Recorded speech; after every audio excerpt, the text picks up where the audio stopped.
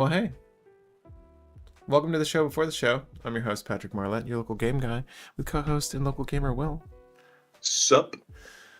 Not much, dude. I'm having a pretty chill weekend. Mondays are part of my weekend. Sorry for everyone else.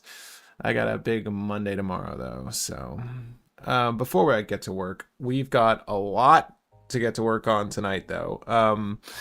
So tonight's going to be a double header.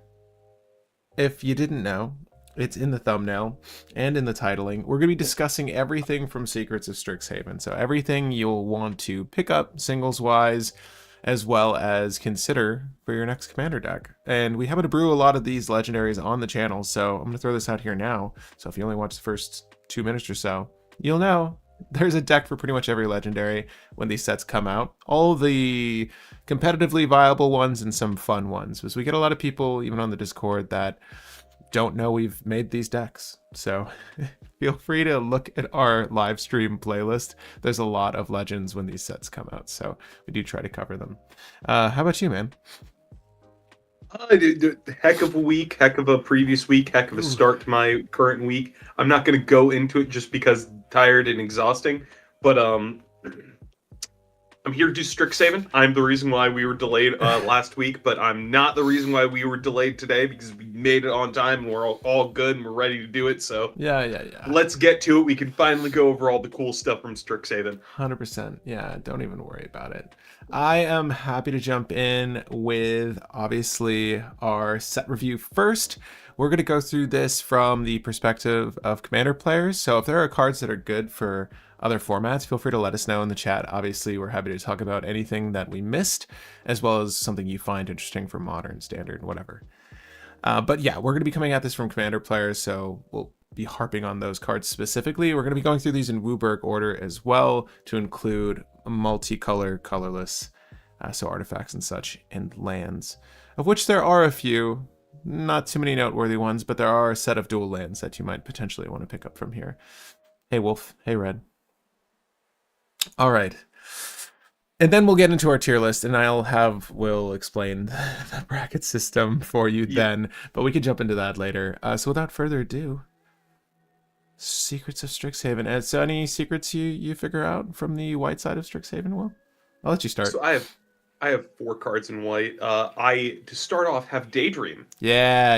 It's number 1 for me, bro. It's 1 white for a sorcery that exiles a creature you control and returns it to the battlefield under its owner's control with a +1/+1 counter on it, and it has flashback for 2 and a white. We have a card called Momentary Blink, which does the same thing, but it is blue in the flashback cost, and it costs 2 up front and 4 on the back, and it does make the thing enter with a counter. The thing is, that's an instant. This is a sorcery. You usually don't care. This is a really good card.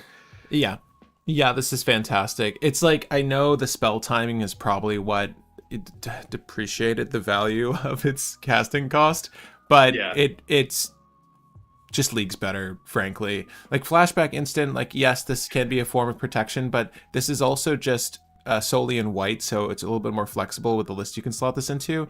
Although a lot of like the blink list or the lists that care about being able to do this exile return are kind of in that blue-white space.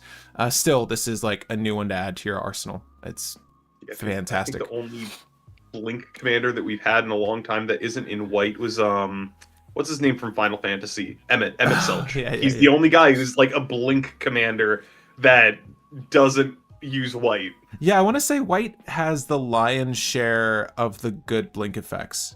Right? It's just like oh, and by the way, if you guys are hearing it, you should hopefully be hearing it. There is music in the background. I can like go in between some royalty-free beats. I don't think they have music on the stream. They don't hear it? They should hear it. How about now? I don't hear it. I have it very quiet. So I'm erring on the side of caution here. If it's too loud, let me know. I'll crank it up a little bit. Tell me if you hear that. You should be hearing that, though. At least I'm seeing an audio feed on my end.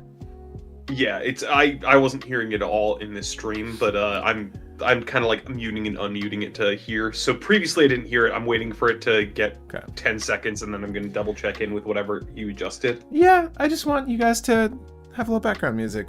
I think it's audible now. Okay, we've been wanting to add music to the background for a minute. So if it's too loud or you can't hear us, let us know. And obviously, if you want like different music, we can switch it at some point. Something more fantasy themed. Next white card, should I say it? Do you want to say it at the same time? Sure. Oh wait, it's not gonna be the same. Never mind, it's not gonna be the same card. Yes, yeah. We'll go over mine first, and we'll go over yours because I think that's usually how we do it. Sure. My next one is Iganjo Dynastarian. It is 2 and a white for a 2/3 with vigilance. Whenever you attack with 2 or more creatures, this creature becomes prepared. For those who don't know, the prepared mechanic is this creature has a spell stapled onto it. If this creature is prepared, you get a exiled copy of that spell that you may cast from exile. When you cast that spell from exile, it becomes unprepared. So you can keep getting multiple copies of that spell, keep casting it over and over and over again, as long as you keep preparing the creature. This one's preparation cost is just attack with 2 things. And then what's the spell you get off of it? It's Replenish. That sounds like a card people know. It's 3 and a white for a sorcery. Return all enchantments from your graveyard to your battlefield. Doing that every single turn seems pretty good. Yeah, that doesn't seem difficult to do. Like, they can be token creatures even. Like, those things don't need to survive. They just need to go sideways. So it's pretty easy to become prepared. Can you be doubly prepared? I forget.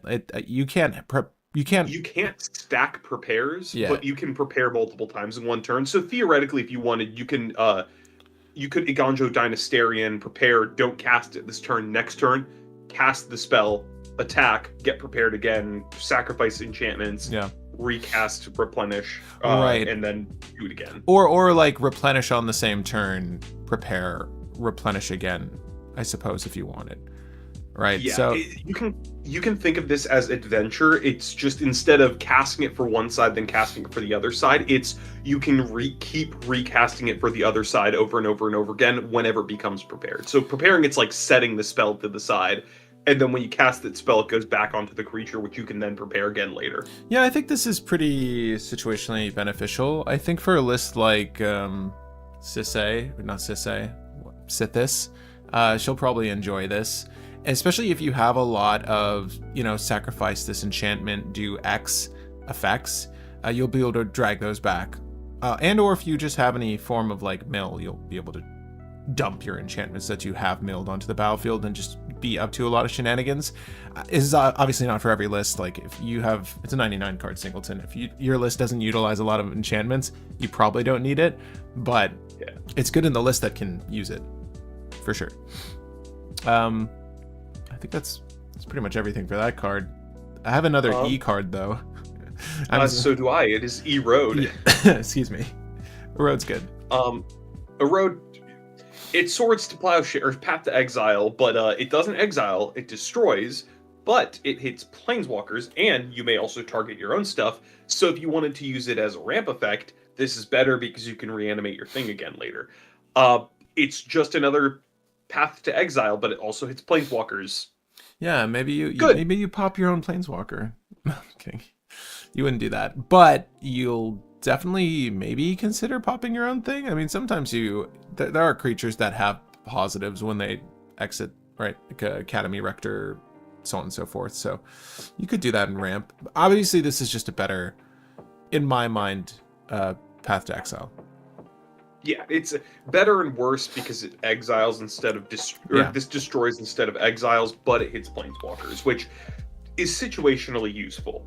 But yeah, using it on yourself is way more viable on this card. Well, I'm curious to know, like, if you were to only put one in a list, which is better? Depends. If I'm playing like Bant Control in Vintage, I'm putting this instead of Path to Exile, only because you can Snapcaster this back and kill your own Snapcaster and then do stuff to like bring Snapcaster back later to keep killing it. So there's lines to do stuff with this to ramp a lot in control decks in other formats like 60 card. Cool. There's a shout out to Yuna, Hope of Spira, for the new Iganjo card you mentioned, the Dynastorian. Nice. But yeah, no, I agree with that, Wolf. And yeah, I like Erode. I put a little poll up for you guys. I'm curious to know what the stream thinks of Erode. It's like it's a very close 1-to-1 with another card that pre-exists. So curious to know your guys' thoughts. All right. And my final one is joined researchers. Oh, It is 2 and a white for a creature, human, cleric, wizard with 2 power, 2 toughness, and first strike. At the beginning of each end step, if an opponent has more cards in hand than you, this creature becomes prepared. The spell that it casts is Secret Rendezvous. 1 white, white for sorcery. You and target opponent each draw 3 cards. Secret Rendezvous by itself is kind of a mediocre effect. Reusable Secret Rendezvous is kind of frickin' cracked. Especially if you're playing Opus Thief and decks like that, where you want to force your opponents to draw cards so that you get benefits. That's pretty good. Also, just as a social manipulation aspect, being able to reusably set up cards to give your opponents draw so that you can kind of build up the guy in last place and you two can fight the guy in first and second place together is pretty nice. And was the last thing I was going to say. And being able to kind of manipulate people's hand sizes so that this triggers itself and re-prepares itself on end step every single time is pretty easy. Because you just play you draw 3, play a couple cards, and then you're like, oh, you have 10 cards in hand. I have not 10 cards in hand. I get another Secret Rendezvous. So my issue with a lot of these prepare spellcasters is that a lot of them are largely like do nothings on cast, and then you sort of have a overcosted spell that they can cast repeatedly, mind you. So you're getting to piggy bank this thing. So I like this. I think that, obviously if Secret Rendezvous were instant, there'd be a little bit more applicable value for, say, like someone's Thassa turn. But I agree with Will, like in a slower, maybe controlled or stacks heavy list, like this is really good for bolstering the opponent that's not doing so well. And then obviously yourself.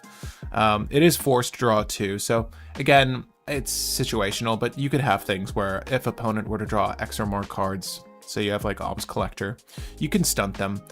So there are effects where they won't benefit as much as you, right? The same things you'd run alongside any wheel effects. Speaking of, there's literally Wheel of Fortune reprinted in the set, and Ancestral Recall. So there's like, it's kind of cool to see these spells return to the game, and I really love this concept. It's just it's a lot of mana up front in a lot of these situations. That's the only thing that's off-putting for me, but I don't dislike it. Yeah. That's so funny. I didn't put many of these preparers. I actually have 3 I want to go over, largely with asterisks for this first one.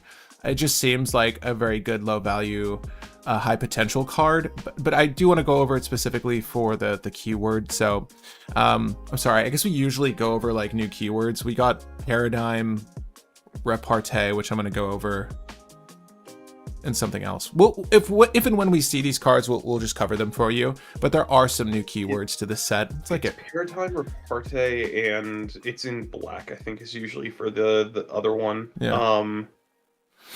We got Converges come back, but that's not a new one. Not Infuse. Where are you? There we go. It's Repartee. Yeah. Oh, well, Repartee on graduation day. So this is a white, 1 white enchantment. Wait, no, sorry, not Repartee. Yeah, we already got that one. I'll find it. You keep going. I'll shout the thing when I'm like, I remember. So this is a really, really good effect that was introduced to a few cards from the set. I mean, I think it's outstanding. So whenever you cast an instant sorcery that targets a creature, it does not need to be your own creature. Put a 1/1 counter on target creature you control. Again, infusion. This just feels like a very low entry, high value effect. Namely, if you have a deck that cares or is concerned with instants and sorceries that target creatures, right? So even if you're just utilizing something like Daydream, like you get the benefit of doing this to like boost up your commander or any other sort of additional characters that are sitting there that might want to block a Tymna. I think in decks where counter application matters, whether it's +1/+1 counters or just having counters on things, this is a very easy way to accommodate that. Again, provided you have effects that target creatures, which we all do. So I think coincidentally, kill spells are a thing. Yeah, I think it's coincidentally good. And that's what's so cool about it. Like I kill your thing, I make my thing bigger, I swing. This is like super good in like a 1v1 formats. But I just want to highlight it, one for repartee and two because I think it is a good card. I don't think it's a bad card. But speaking of a good card with repartee, Informed Inkwright is one I really, really like. So for generic and a white, Human Wizard, Vigilance, 2/2 body. There are cards that care about wizards, so it's like a valid tribe to be in, class or otherwise. Repartee, cast instant sorcery, targets creature. Create a 1/1 white and black inkling creature token with flying. I love token generators, and I love ones that are like engines for a deck, you know, whether it's on your upkeep or what have you. This is one where you can get a lot of value out of it, like on a singular turn. It's pretty gnarly if you have multiple ways to get this trigger to pop, and then you're just loading your board with a bunch of white black inklings that have flying. You know, obviously, again, I feel like this is maybe for a different format, but there are lists that just need sacrificial bodies, and this is a good way to get them, provided, again, you're doing the thing. I think Informed Inkwright's super good, though, just outright. And I don't know if you have anything to say about Informed Inkwright. I mean, I'm sure there's a list. It's Young Pyromancer, but it's with like an extra condition, but with better tokens. It'll see play in the right deck. I can see like Feather or something playing it just because it gives you a whole lot of either blockers or other things to target. True. Yeah. And they're flyers. I mean, I don't know, it's pretty legit. I like it a lot. I don't have a deck for it. I think for this cost and that effect, it's quite good. And then the last one. Quill, that's also true. It is Silver Quill Fuel.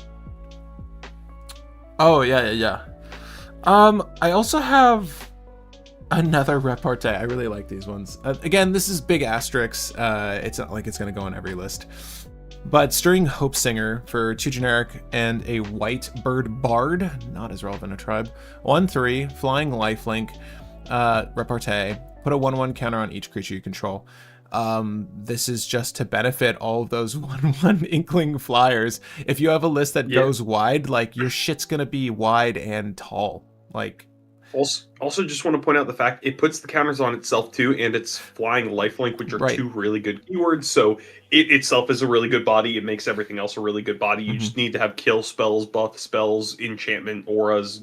You just need stuff that says target. Yeah, I mean, this is super good. Like, obviously, face value, 3 mana, 1/3 flyer lifelink is like okay. This effect makes it like overwhelmingly good, in my opinion. Again, like in a limited, like if I pulled this, like I would be going Boros, or you know, they're kind of leading you in that direction with the set if you look at the multicolored spells. But this looks like a really fun set to play sealed and or draft, and if I pulled the shit, I would be all over it, dude. This looks so good. At any rate, I'm stoked for this. There's a lot of +1/+1 manipulation in the white here, and it kind of complements the stuff we just saw recently. There's been a lot of +1/+1 counter gain coming out, so it's nice to just see more support for it. That's it for white for you, right? Yeah, I wanted to go over their comments and what were you going to say there? I was going to bring up one card just for the fact of going over the other effect in the paradigm. So it's a Restoration Seminar. It is 5 white for a sorcery lesson. All the paradigms are lessons. And it says, return target non-land permanent card from your graveyard to the battlefield. Paradigm. Then exile this spell. After you first resolve a spell with this name, you may cast a copy of it from exile without paying its mana cost at the beginning of each of your first main phases. Basically, this is the new take on Epic, except you can still cast other spells, so it's not just locking you out of the game. You just get a reusable effect that's pretty good. I think the cheapest version of put a permanent from your grave onto the battlefield that we've ever gotten was from Kamigawa Neon Dynasty, and it was 4 mana. So they upcost this by 3, and Neon Dynasty had some other benefits. So it may be like somewhere between 3 and 4. Most of the other effects that do this in white, though, are like 5 to 7. So this is actually still a pretty good effect. It's just not good enough, in my opinion, because it's pretty slow. It's basically a weird Sun Titan. It's Sun Titan, but you can't cheat it out, and it gets something of any cost. It's just like more expensive Sun Titan, but it's still a Sun Titan. It's probably worth noting, but less abusable. I want to say we do have like I think we have a tutor for lessons, right? So I just want Well, to point. It's nice to having more lesson support is really all I want to say. And this yeah. would be the set to do that. But I think isn't there a search, some form of search for lessons? Let me quickly look. I don't know. I don't know that there's a legendary that necessarily cares about lessons. We got a couple from Avatar. Yeah. It's only mono black. It's a mono black search for a lesson card. Okay. But this just doesn't affect. It's like worse, better Sun Titan. It gets higher cost stuff, but you can't abuse it as a body as easily. But fun thing for anybody who wants to do something really dumb as a funny deck idea. If you can put this spell from exile back into grave, library, or anywhere, you can animate it as a creature with some effects. Then you can put a sticker on it, changing its name. Then when it's in the graveyard, if you can recast it from the graveyard, it is now a different named card, and you can have this effect happen twice per turn. It is a lot of hoops to jump through to do that, but you can cast Restoration Seminar Lotus, Restoration Seminar Goblin, Restoration Seminar Eldrazi. Yeah.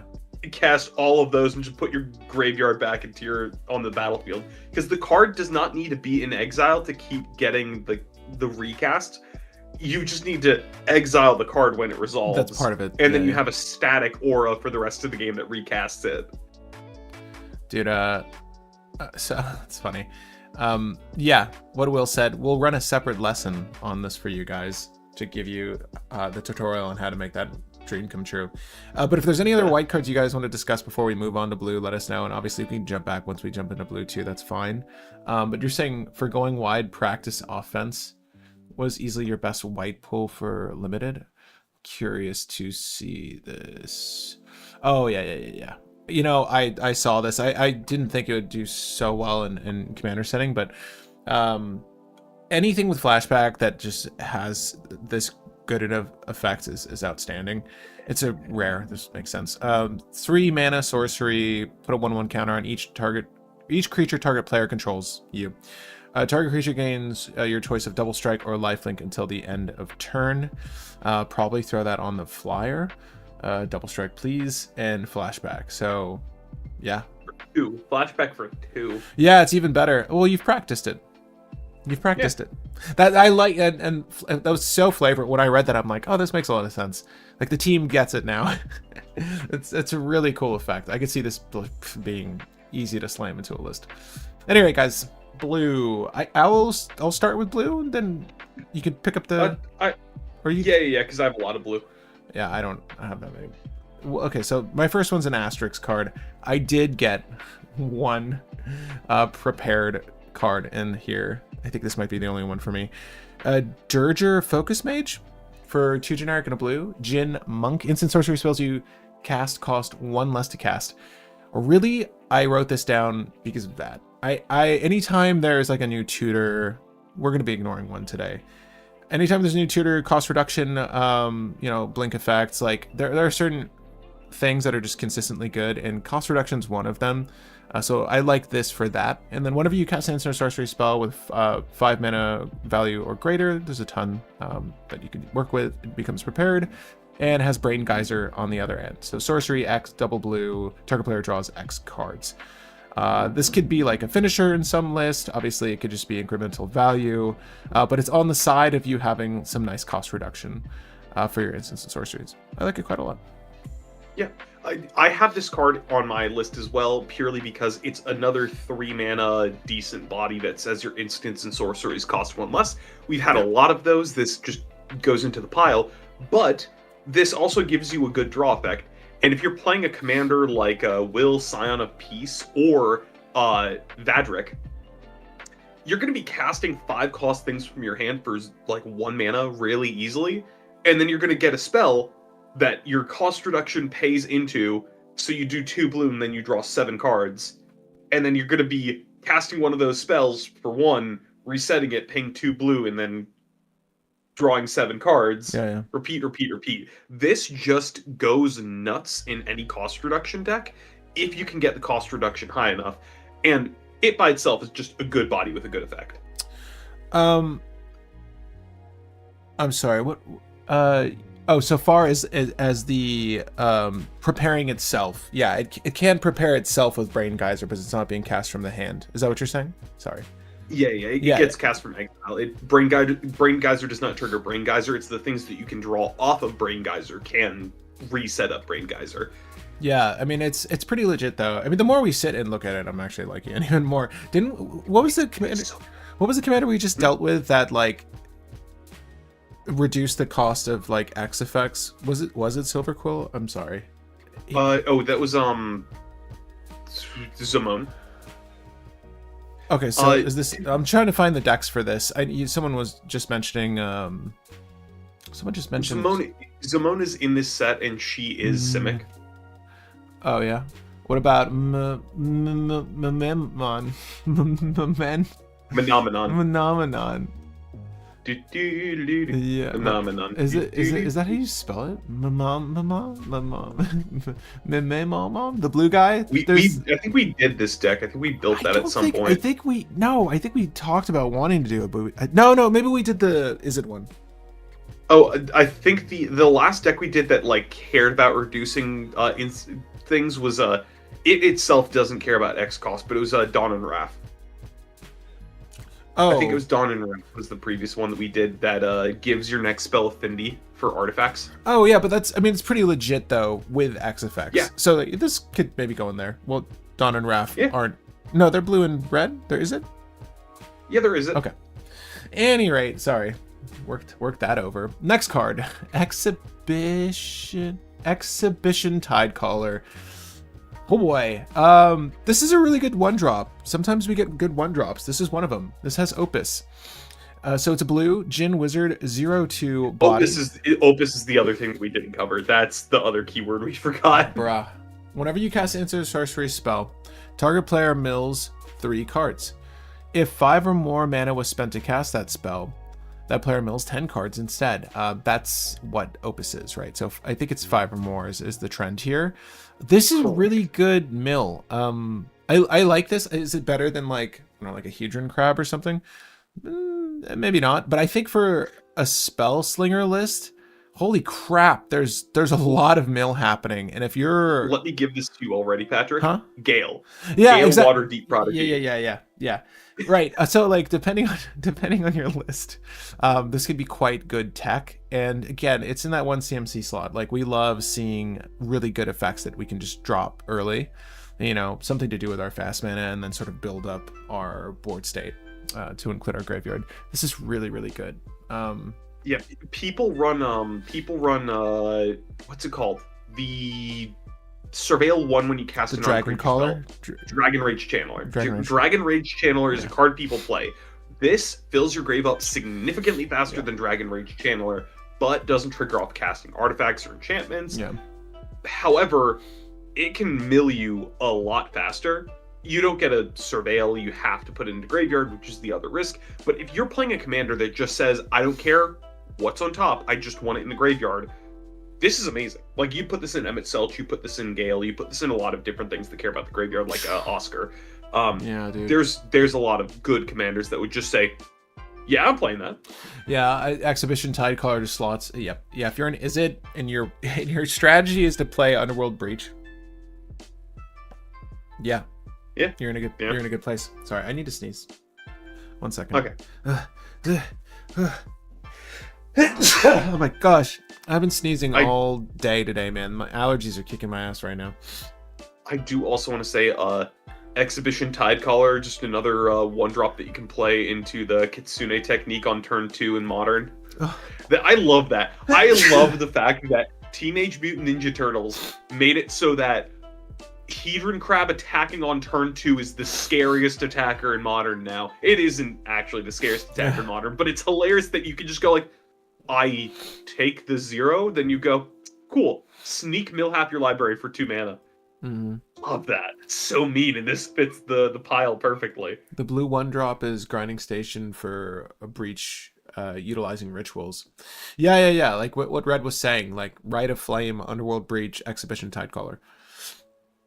Make a red, make a red, make a red. mill. It, And you can hell, do like Jessica's Will over and over and over again, and you just go like pay 3, make 7, pay 3, make 7, pay 3, make is Mana 7, Geyser the exile one that's cards off the top. 5 mana? Is Mana Geyser 5? Mana Geyser's 5 mana, makes a 5 for each tap land, or makes a 1 red for each tap land your opponents control. Yeah. So you can do that, and you can mill 10. But It's overkill. anything that's Yeah. net 3 Yeah. means net 3. Sorry, no, anything that's net 1 is enough. So Dude, yeah, it's literally so any good. ritual. It's so good. Yeah, Also, yeah. Thank you for that, This is a Jonathan. wizard. You can tutor this in blue. It's a wizard. Oh, super easy to find. Wizard cycling, baby. I don't. Let's go. Honestly, shit, do anything. Like if your deck has white, like your Ranger Captain gets extra value. Like this is just another thing you want to pull. At any rate, moving on. Is there some weird Azorius thing that you can do with this that's like hyper abusable? I don't think so, but like there's something that's funny there. Yeah, I mean, it kind of breaks itself, but I do think that this is super complementary to Breach for sure. The next card I want to bring up is good. It's good. I think it's gonna be groundbreaking, but Flow State. For a generic in blue sorcery, look at the top 3 cards of your library, put one of them into your hand and the rest on the bottom of your library in any order. More importantly, if there is any instant or sorcery card in your graveyard, instead put 2 of them into your hand and the rest on the bottom of your library in any order. So you go up a card here and you're getting to dig for stuff. It's quite good for 2. I don't know practically like what else we have in the 2 slot that is effective in this way. This is the best option, I believe, now. Okay. I do think that this takes the spot as like the top 2 mana draw 2 effect. There's a reason why this card is $6.50 right Yeah. now, and every other card we've brought up has only been like $1 Bro, or less. I love when the uncommons are more expensive than the rares and mythics. It's so funny. But yeah, this is a great card. I think it's really good for lists that care about card quality, which are a few. Yeah. Slap it on your ISO scepter. I don't know.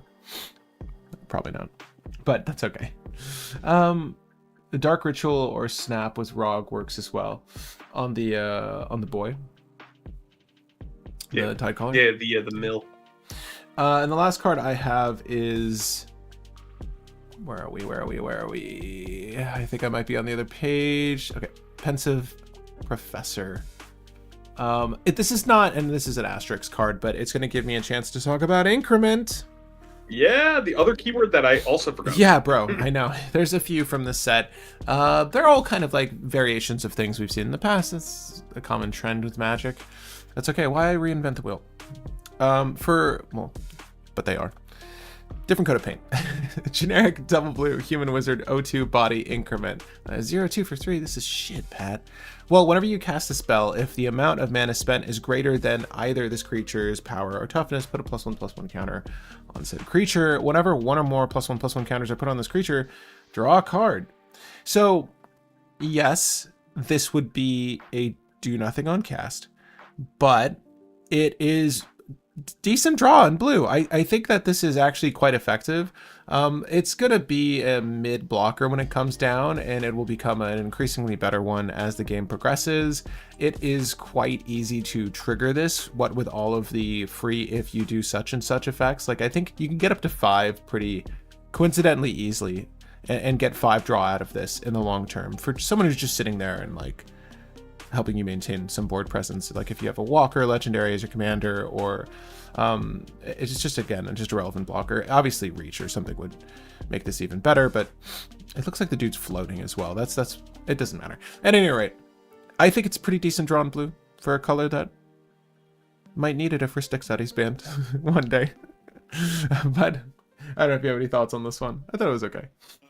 I mean, you just throw this in your Lila deck and draw your entire deck in one turn. GG. Oh, yeah, I guess X cost. This is a combo card. Yeah. Wait. Would this work in Lila? Wait, how do I spell her name? Lyla. Oyla. Whenever you draw a card, put a 1/1 creature on target. Oh, yeah. Yeah, that does it. Yeah.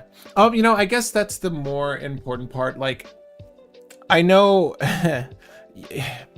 if your deck has counter manipulation, then yes, this is really good. And Lila is maybe like peak for this. Does it work if you just cast whenever one or more? Let me see this. One of you. So you cast it. It's on the stack. You need to cast something else. So you Right. get Lila or Pensive Professor in play. Then you cast anything, get the counter Pensive Professor, counter draw, counter draw, counter draw, counter draw, counter draw, counter draw. Draw your deck. Are either of these May? Lila is target creature. Oh, thank God. You can put the counter on Lila. Well, you know, we're not going to start with that though. That's so funny, Yeah, dude. yeah. Okay, so pensive, broken card. It makes a deck that was like okay significantly better. Right, so you're gonna try to find this with some Wizard Tutor and then get the ball rolling on that. I mean, if it's mono blue, you might have a little bit tougher time, but you've got flow state. You've got ways to get there. You worst case scenario, you have spells that tutor for your Wizard Tutors, so you will get there. It's just a little bit harder. Yeah. So you're gonna are you gonna use not muddle the mixture, but like effects that let you transmute? Right. You can also you can't It's not. It's Phantasm. Is Drift it Phantasm? It's Drift Drift Phantasm. Yeah, it's Drift of Phantasms. Yeah, that is the transmute for 3 cost. Well, you'll get there one day. High tide, baby. All right. You have 4 ways to tutor this in blue, excluding long-term plans. Yeah. Oh, that's so funny, dude. I'm not saying we should build this, but it's pretty. I mean, it's just mono blue ramp and like weird tutors into Lila this and like the one other creature that's also when it gets a counter draw card, the thing with adapt. But is that everything you have for blue? That's it, bro. All right, I got a good handful of extra cards. I think I got like 10 more cards. Do I need to go to the other page again? Page 1, yeah. So Abstract Performance. This is 6 mana, and it says exile the top 4 cards of your library face down. Then exile the top 4 cards of your library face up. An opponent puts one of those piles into your hand. Puts one of those piles into your graveyard. For the other pile, you cast one of those 4 spells for free, and then put the other 3 cards into your hand. So it's Fact or Fiction. It costs 2 more mana, and it's a sorcery. However, you're doing 8 cards instead of 5, and you're casting one of those cards for free, and your opponents can't see half the cards. This is a really good high-value swing card, actually. Yeah, you know, I stopped around the 4th sentence. I just got too tired of reading it, but it is quite good. The 4th line, I should say. Understandable. I was very much the same way. I had to stop reading, like take a breather, and then get back and finish reading. I took a nap. I ate lunch. I came back. I looked at it again, and then I realized I don't know if I want to cast a spell and have to explain it. But you're right. This is really good value for the mana. It's actually quite good, especially if you're utilizing our friend over here that makes it cost less. Yeah, if you're utilizing Vadrik and you're playing it for 1, and then it's just a 1 mana draw 3, and then play that Omniscience for free. Not bad. Not bad, bro. Yeah, I have nothing else to say about that. That's actually quite good. Next, Brush Off. This is 2 a blue and a blue for an instant that says this spell costs 1 and a blue less if it targets an instant or sorcery, and it says counter target spell. This is just like another negate. It's a worse negate, but in certain decks, like I think it's Plarg, the frog, Smug Frog, that lets you cast high cost stuff off the top of your deck, you can cast this off the top of your deck for 2. For commanders that care about having things of higher mana value, this can be a better negate. This is still like basically a negate in most scenarios, so it's worth playing in certain decks. If you just need another counterspell, this is something to consider. Is it weird that I wish this was like 3 generic in double blue and it reduced it by 2 generic in blue so that you could hit Opus? Wait, huh? I just wish it was a 5 mana spell so you could hit Opus. Oh, yeah. Got it. I bet it's... Yeah, that'd be funny. That would thematically be like a little bit better. But no, I get what you're saying. It's counterspell, but 1 less blue. Yeah. I mean, we do get like a counterspell usually every set, and there's some variation on it, and like this is not a difficult one. My only qualm is that it's 4 mana in instances where you're ad nauseing. So choose your Yeah, list. That's all. yeah, agreed. Um, Next, Divergent Equation. I love this card. It's X and a blue for an instant that says return up to target instant and or sorcery cards from your graveyard to your hand and exile this card. Quite good. This is a value card and this is a combo card. If you're playing pretty much any deck and you just need to hold up interaction, at some point this can be a card that you just go, I didn't need to do anything. I'm going to pay 5 and I'm going to get 2 counter spells back to hand, or I'm going to get like 2 tutors back to hand, or I'm just going to get good stuff back to hand. It's just a very nice general effect, because 3 mana return something from grave to hand in blue isn't too bad. Not great, but not too bad, but it's an instant, which makes it a little bit more playable. The thing that makes it really dumb is if you're playing a cost reduction commander, and yes, I'm going to be saying this name for the 5th time this stream, Vadrik. Vadrik and Will Scion a piece. If you have enough cost reduction built in, this just becomes put your graveyard into your hand. Which is even more idiotic when you consider the fact that if you can Narset's Reversal this card, Narset's Reversal returns the original to your hand, and then Narset's Reversal will go to graveyard, and then the copy will return Narset's Reversal to your hand with everything else, including probably some way to make mana, which then you can recast, or play the things that make you mana, to go infinite. So this is just an infinite combo if you can get the right pile of instants and sorceries. So this is just like a way to do some weird breach pile in Vadrik, or it's like another weird pile for Vadrik with a Firemind's Mastery, or whatever that thing is that search for 1 cost, 2 cost, and 3 cost instant. This is just a good effect. This card is decent for value and decent as a combo card. I don't think it's going to see play everywhere, but it's notable. It is quite notable. Are we building Vadrik? I've already built Vadrik. Am I rebuilding Vadrik is the question. The answer is maybe. Brush Off triggers Y'shtola? Oh yeah. It would, Fair. right? Yeah, it would. That's the question. I think the answer is yes. Yeah. Yeah, it's just even it's still like a 4 mana spell. Yeah. Like I said, there's decks that care about having higher cost things care about Brush Off, but those decks aren't too relevant. That's so funny. I would be happy to revisit Y'shtola and update her, but yes, you could put Brush Off in there. Anyway. Next, anything to add to Divergent Equation, Patrick?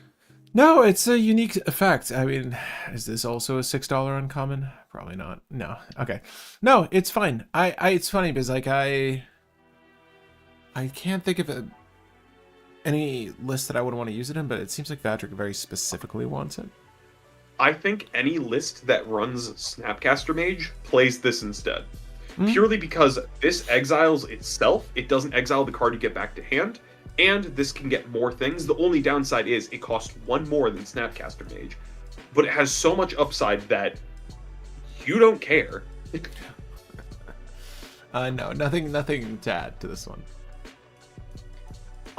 Next, I have Expansion Algorithm. I was literally just looking at the art. It is X blue. For sorcery, proliferate X times. Huh. Pay to alt your planeswalkers. That's not bad. Is this the first time we've gotten a button like this? We have a proliferate on a storm effect, but this is the first time that we've had just pay more, proliferate more. Yeah. I like that it's just a singular X. Yeah. That doesn't seem difficult to do. Well, is there a commander in the CZ that you might want to leverage this in the body of? There's a commander in the CZ that you might like to leverage this in the body of, Patrick. Is it a guy that makes Thrall? What are you talking about? Yeah, it is a guy that makes Thrall. Because turns out, just going like, I'm going to pay 6 and I'm just going to alt him, is a pretty good strategy. Bro, when you alt him, and I've alted him in games before, it's hard to lose. Oh my god, what's his name, actually? I remember his art. Tevish. Sorry, guys. But not this art. I mean the one where he's got the rippling abs. Fuck this one. No, we want the one with the abs. The art on this guy is so good, dude. I love that he's not even looking at like the ancient temple he's blowing up with lightning right now. It's so funny. This art's fantastic. God, I love that Patrick, first. because cool guys don't look at explosions. Yeah. It's especially the ones that are making the explosions. How can they? Yeah. How can they possibly give a shit? Gain control of all commanders. Put all commanders from the command zone with the battlefield under control. Love it, dude. Absolutely love it. All for that. It is so funny that you just incidentally go like, oh yeah, he's at 7. Expansion algorithm x equals 5, or x equals 3. Yeah. All. Yeah, because this if he pops himself, he'll bring himself back. Yeah, Yep. so you're a-okay to just like hit the mark, unless you're worried about like the commander checks or something. I don't think you should be. Yeah. At any rate. Next, I have Fractal Anomaly. This is 1 blue for an instant. You make a fractal equal to the number of cards you've drawn this turn. Fractal as big as the number of cards you've drawn this turn. So 0/0 enters without many counters. This is only in here because of 2 things. One, there's that funny Sphinx that when you cast a card, you put your hand into to the bottom of your deck and draw that many cards. You're going to make a 40/40 fractal pretty easily. Bruh. The other thing, and the thing that I think is going to be the more notable way to use this effect, is greater good decks. Decks that just go, I sack a big thing, I draw 10 cards, I discard 3. Okay, I'm going to sack like another 10 drop, draw 10 cards, discard 3. I'm going to pay 1 blue to make a 20/20, sacrifice it, and then I'm going to draw 20, and then discard 3. Oh, regrowth. I'm going to make a 40/40 fractal. I'm going to draw the remainder of my deck. Game. Bro, it's funny how good this token can potentially be in a constructed format. But yeah, like you're saying, if you're using a list that needs the bodies to go into said greater good, like this is definitely one of the better ones. Let alone any other additional draw you might have going on that turn. But yeah, that's funny. I glazed over this one. I like it. I wasn't really thinking about the list it would necessarily go in, but it is quite good. Sorry, we're getting a lot of commentary. Harmonized Trio, we can look at really quickly as we go on. I think it's just a comment on... Harmonized Trio is my next card. Perfect. Conversations about Planeswalkers just being playable in the CZ, I assume? The expansion will be an extra bullet point on deck fate and being a reason against more Walker commanders, though I honestly want Walkers legal as commanders. Well, we do have Quintorius Lorehold. Well, no. It's saying... Planeswalkers are a legal commander type in addition to vehicles, in addition to, Yeah, I mean, I have, well, here, that's the next poll. Do you want Planeswalkers just as commanders? Like, screw this whole playable as commander. Yeah? Yeah, I do. The only one that I think is going to be really problematic is, the 2. Narset Parter Veils and Tezzeret. Because Narset Parter Veils is just a headache and you just tutor Windfall and win.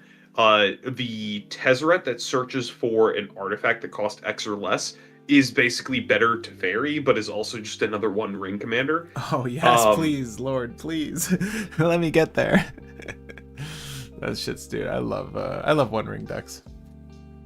But Harmonized Trio, we can go over this. It is 1 blue for a 1/1 creature, merfolk, bard, wizard that says tap 2 untapped creatures you control. This creature becomes prepared. The prepared spell is Brainstorm. 1 blue, instant, draw 3 cards, put 2 cards from your hand onto the top of your library in any order. This card is awesome because if you're using tutors, if you're using fetch lands, you will keep shuffling away the 2 cards you don't want over and over and over and over and over again, and you'll just go wild.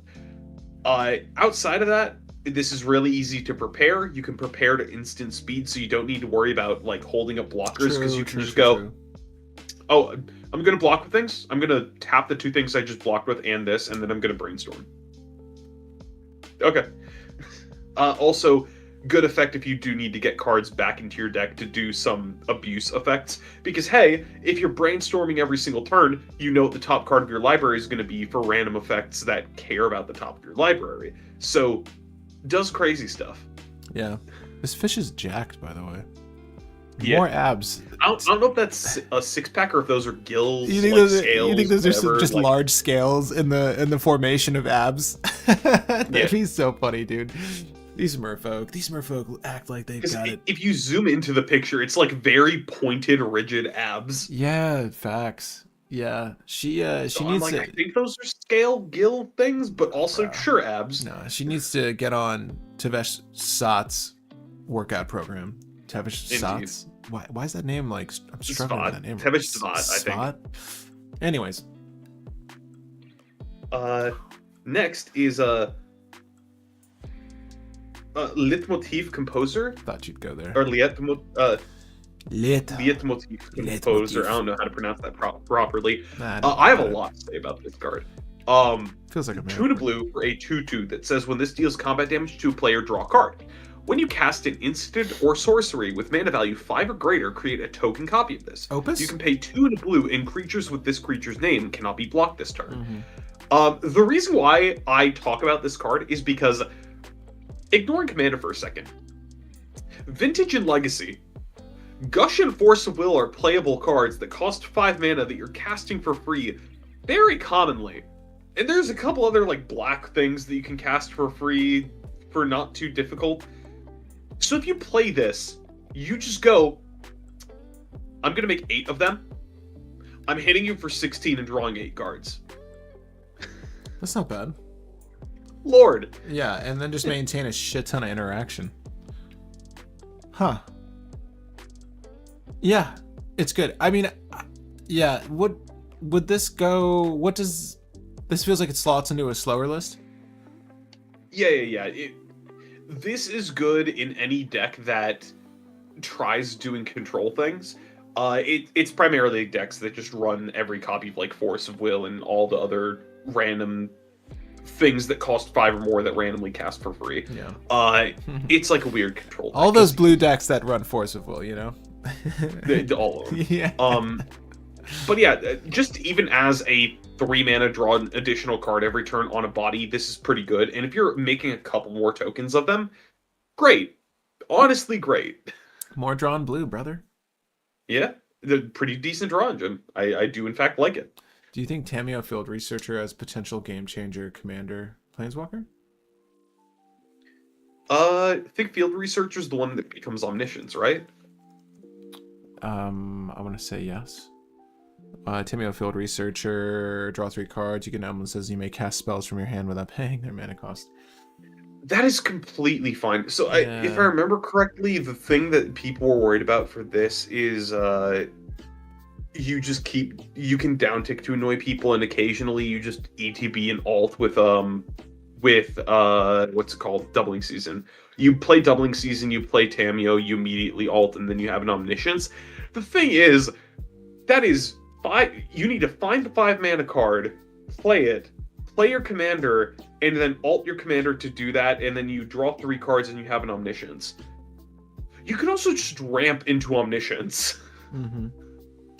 Ooh, bro, Leitmotif and Glarb. I like that. Glarb is fun.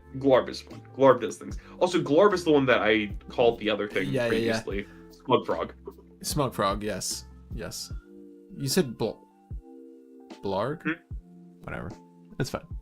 I think I might have said Glarb, so I do think I actually said it correctly, but I'm like, I can't remember if it actually was Glarb or not. Oh, it's Glarb. It's the Smug Toad for sure. Yeah. All right. But exactly. So with Glarb, you just get a lot of 2/2s that are going to hit people and draw you cards. It's really nice. Not bad. Next is Mana Sculpt. It's bad mana drain, but turns out bad mana drain's good enough. It is 1 a blue and a blue for an instant that counters a spell.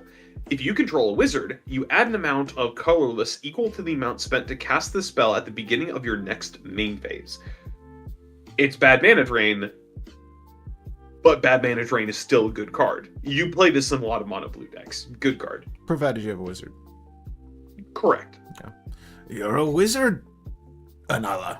You're a hairy wizard. You're a Harry. You're that wizard that everyone talks about. Uh, it's Next, I have Muse Seeker as my next card. Ooh. Ooh. One in a blue for a 1/2 creature, Elf Wizard, which I don't think we have a lot of Elf Wizards thinking about it, but continue, it has Opus. When you cast an instant or sorcery, draw a card, then discard a card unless you spent 5 or more mana. This is just a good way to filter your hand, fill your graveyard, and it's just good enough in a lot of decks. I like that the Dean of Perfection is suggesting that you could just quit. Failure can be a reason to quit or fuel for inspiration. The choice is always yours. Feel free to quit. Yeah. Yeah. Good card's good. Yeah, good card is good. It just turns out filling your graveyard is a good enough way to win the game in a lot of different decks. I like the art on this one a lot. I have 2 more. Sky Coach Conductor, which is 2 in a blue, and I can go over these pretty quickly because they're not too notable. 2 in a blue for a Flash Flying Vigilance 2/3 that says it enters prepared. The prepared spell is All Aboard. It's an instant that says exile target non-pilot creature you control, return to the battlefield under its owner's control. This is a card that you flicker to prepare, and you can use your sorcery speed flickers to set this up to get instant speed flickers. If you have Panharmonicon as an effect, you get 2 prepared triggers. The first prepared trigger, I guess this isn't when it enters prepare it. So I guess this isn't a trigger. If it was a trigger, great. You can probably Panharmonicon and do some BS with this.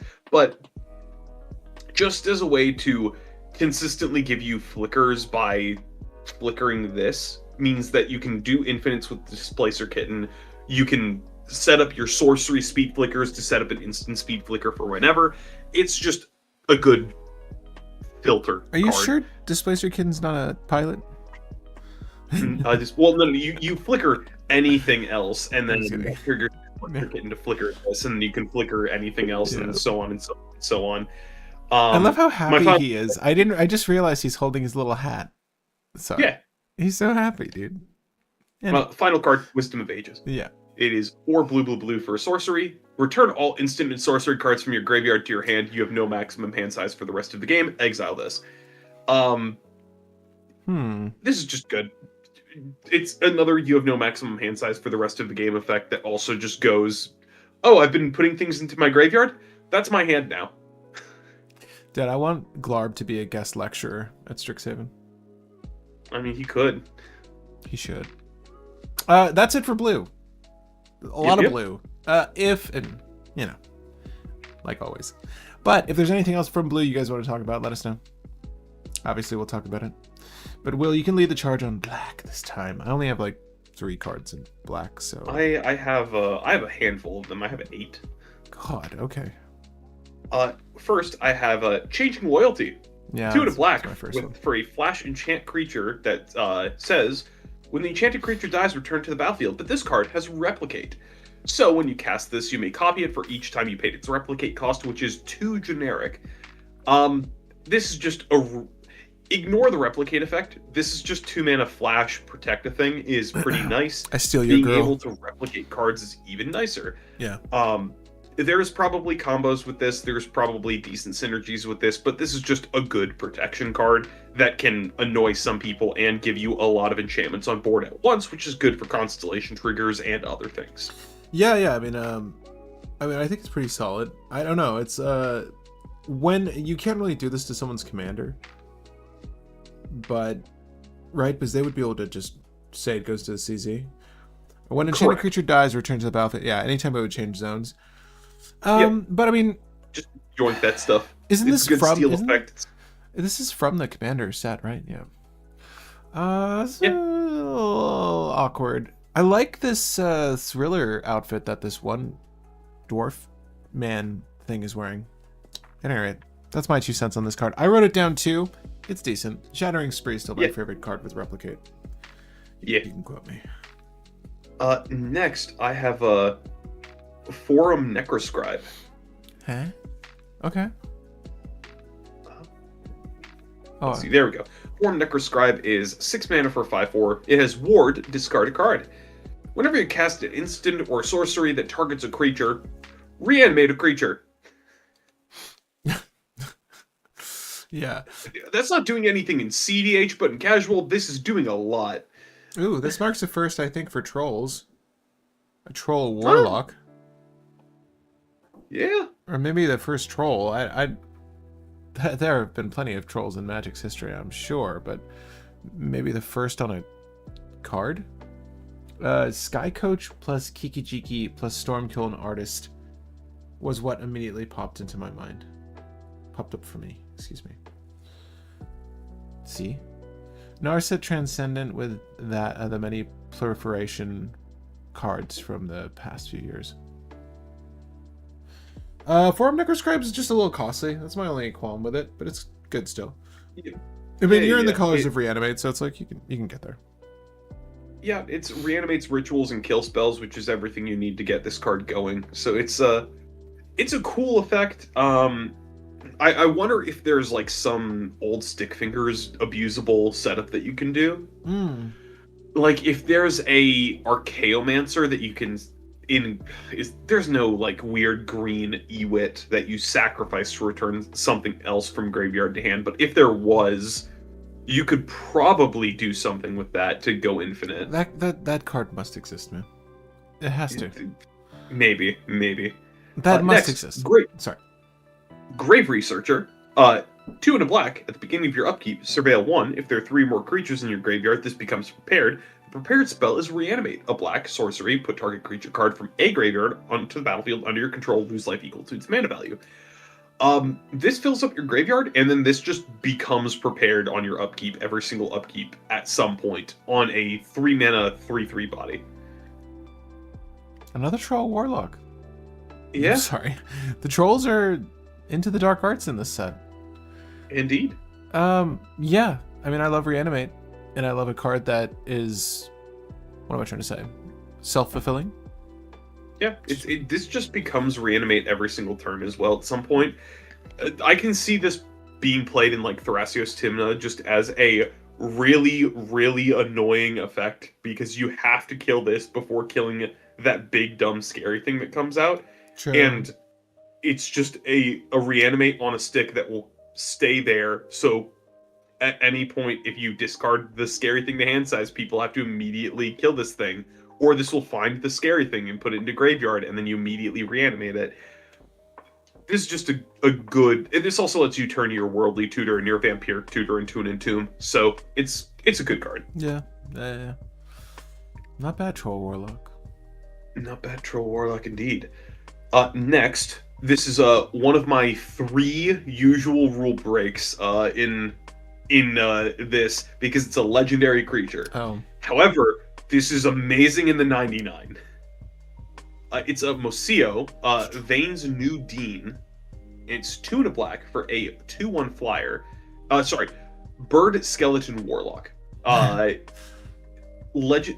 it enters and you create a 1/1 black-green pest that says when this attacks you gain 1 life. So it's 2 bodies in 1, which is somewhat useful. The main thing is infusion. At the beginning of your end step, if you gain life, return a creature card, target creature card with mana value X or less from your graveyard to the battlefield, where X is the amount of life gained this turn. The reason why this is a really good card, Tymna has lifelink. You just reanimate a thing every single turn. Yeah, we forget about Tymna that. and this. We do forget about that. Yeah, this is just... There's, in previous Strixhaven, there's a Witch's Coven or something like that. That was when you gain life, you can pay a black to put a creature from grave to hand. Yeah. And people tried that in Thrasios Tymna for a little bit, and it did some work. This is just straight up reanimate a thing. Granted, it's on end steps, so it's like a little bit slower, but it's just get it for free. Yeah, I mean, I kind of love free value. Yeah, as a commander, not great, but in the 99, pretty good. Yeah, well, between Tymna and the bug you're making, 3 would be the amount of life gained. And if any you other... want to go for stacks in your deck, that's just bringing back Archon of Emeria every single turn, and then people are crying at the fact that they can't kill your stupid Archon. Yeah, they have to get rid of Moseo. Yeah. Also, coolest lore for this card, Moseo got infected with the Phyrexian virus, so when Moseo was slowly getting Phyrexianized, Moseo basically just said, Oh, it's corrupting my flesh. Cast spell to rip all flesh off of body to become a skeleton. I mean, you could Didn't see get Phyrexian Eyes. you could see his wings are like just like little slivers or something. Am I looking at a wing there? Yeah. How is he flying still? Or she? Magic. Magic. Dean of the Magic College.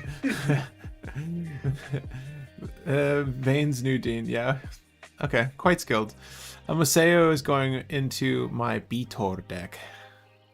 Theo is going into a lot of decks. We had the Warhammer 40k commander, Celestine or something like that. That's a 5-mana flying lifelinker with 3 power that on your end step reanimate. Same effect. Same effect as the infusion effect. It's just a 3/4 flying lifelinker. This is 2 cost less and can only gain you 1 life a turn.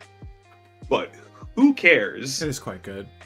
Would be really good in Braid's Arisen Nightmare. Yeah. Yeah. It'd be good in any braids, actually. All the, like, sacrifice things braids. No, we're just getting back a 1/1 every single turn. Dude, not bad. Yeah. Next, a card that I know this is probably on your list, Patrick. Ominous Harvest. I will let you talk about this card. It is on my list. So for 2 generic and a black, you have a sorcery speed spell with Gravestorm, oldie and a goldie. You get to copy this for each permanent that was put into your graveyard from the battlefield specifically this turn. But target player draws a card and you lose 1 life. So Bitter Ordeal. Oh, sorry. Huh? Target player draws a card and loses 1 life. Pardon. You don't lose the 1 life. The player drawing the card loses the 1 life. Yeah. So, this is sort of a reoccurring theme in black. Typically, if you want any value in black, you're going to be losing life, okay? Whether you're paying for it or, there's some amount of life loss in terms of like card value in black. It's always been the case. This is just a new way to get there. So yes, obviously you could utilize this to target your opponents, and whichever one comes first, they either deck themselves or they run out of life. Or obviously you could just hit yourself with this and that would do just fine too. Obviously, don't go too hard, but this is like another variation depending on how your list works. Like, you could do some form, like if your commander is a zombie, you could do some sort of Gravecrawler lines, Phyrexian Altar that, and then Gravestorm yourself. There are a lot of ways to just loop this. Leonin Relic Warder also comes to mind with Animate Dead. That would be a permanent going in and out of your graveyard. Obviously, in that scenario, it's a done deal. Like, you don't really need to think about drawing cards at that point. You just eliminate your opponents.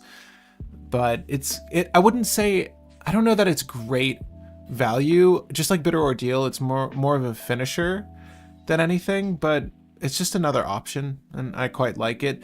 If you do have to run this out for value though, then hopefully you're getting something out of it. And mind you, it's sorcery speed, so it's not like if the things are getting removed or the permanents are leaving the battlefield on your turn, great, and then you'll get some value out of this. So like, you rip a culling ritual or something to just destroy a lot of permanents, then yeah, this is very good value if you have to use it that way, and then maybe you can get it back later with the new card Flashback or Underworld Breach or something and manipulate it for its Gravestorm for a win. Yeah, I was going to say, let me just say, this does not need to be a finisher. You can just, getting this to 4 is amazing. 3 mana draw 4 cards is really good. Getting it to 4 is not too difficult, because between a fetch land and like a piece of removal and then forcing people to block with stuff, this gets to 4 pretty quickly. That's already really good. In addition to the fact that stuff like play a board wipe and then immediately play this draw 20, this becomes like a weird ad nauseum.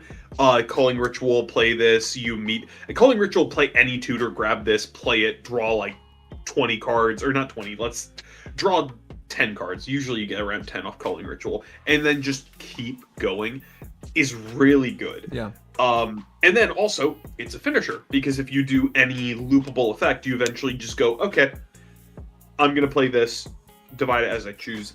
The other really good thing of this card, I haven't seen anybody bring this up, but it is really nice, it's Gravestorm, meaning that you put copies of this on the stack, which Yeah, that's good for Magecraft. That's not what it's going to bring up. Like, yeah, it does funny stuff with Mhm. Stormkill Artisan and what is it, Archmage of Emeritus. Yeah.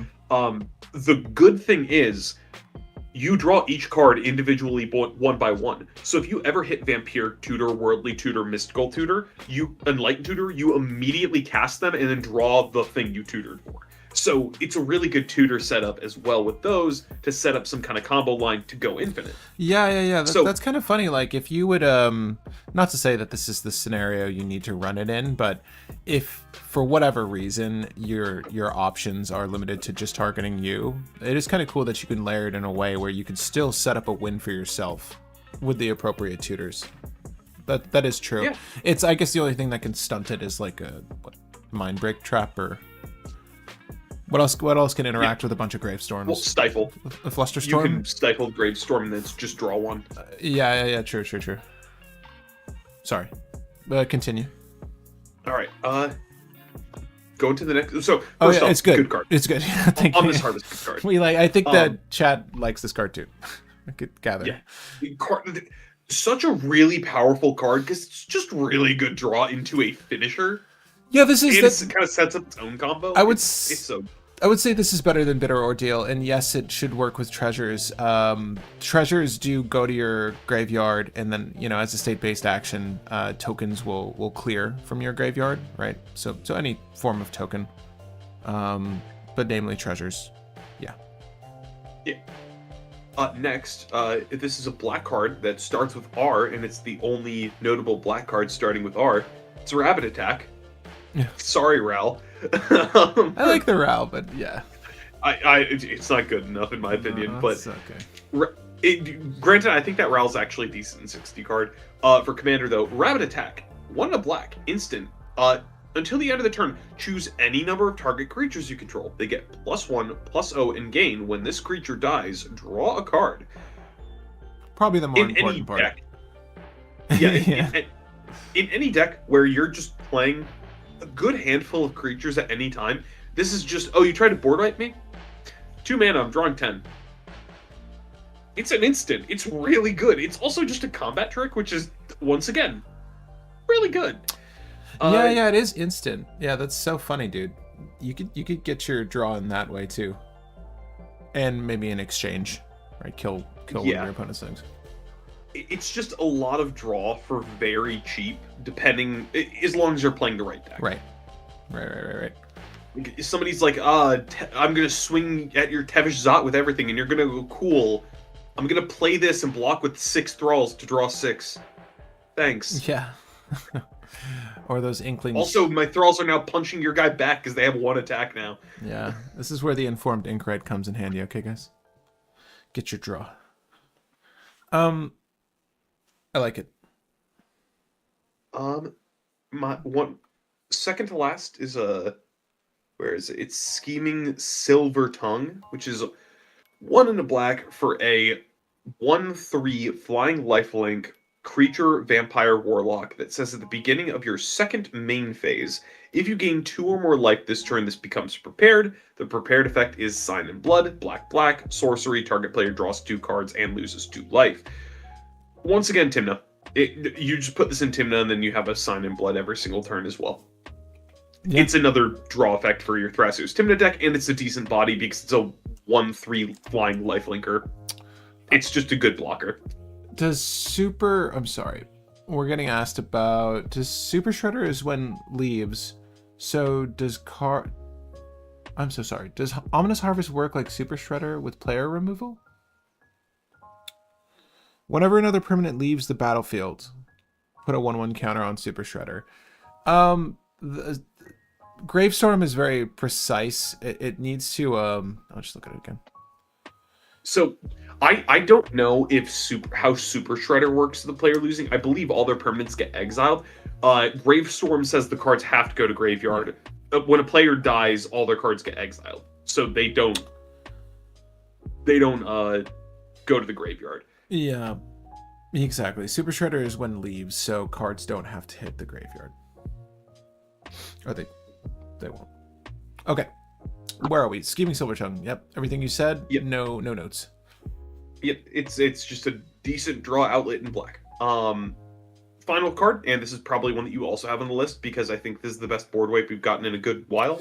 Yeah. Withering Curse. Yeah, that is the last card I had. Yeah. One black sorcery. All creatures get -2/-2.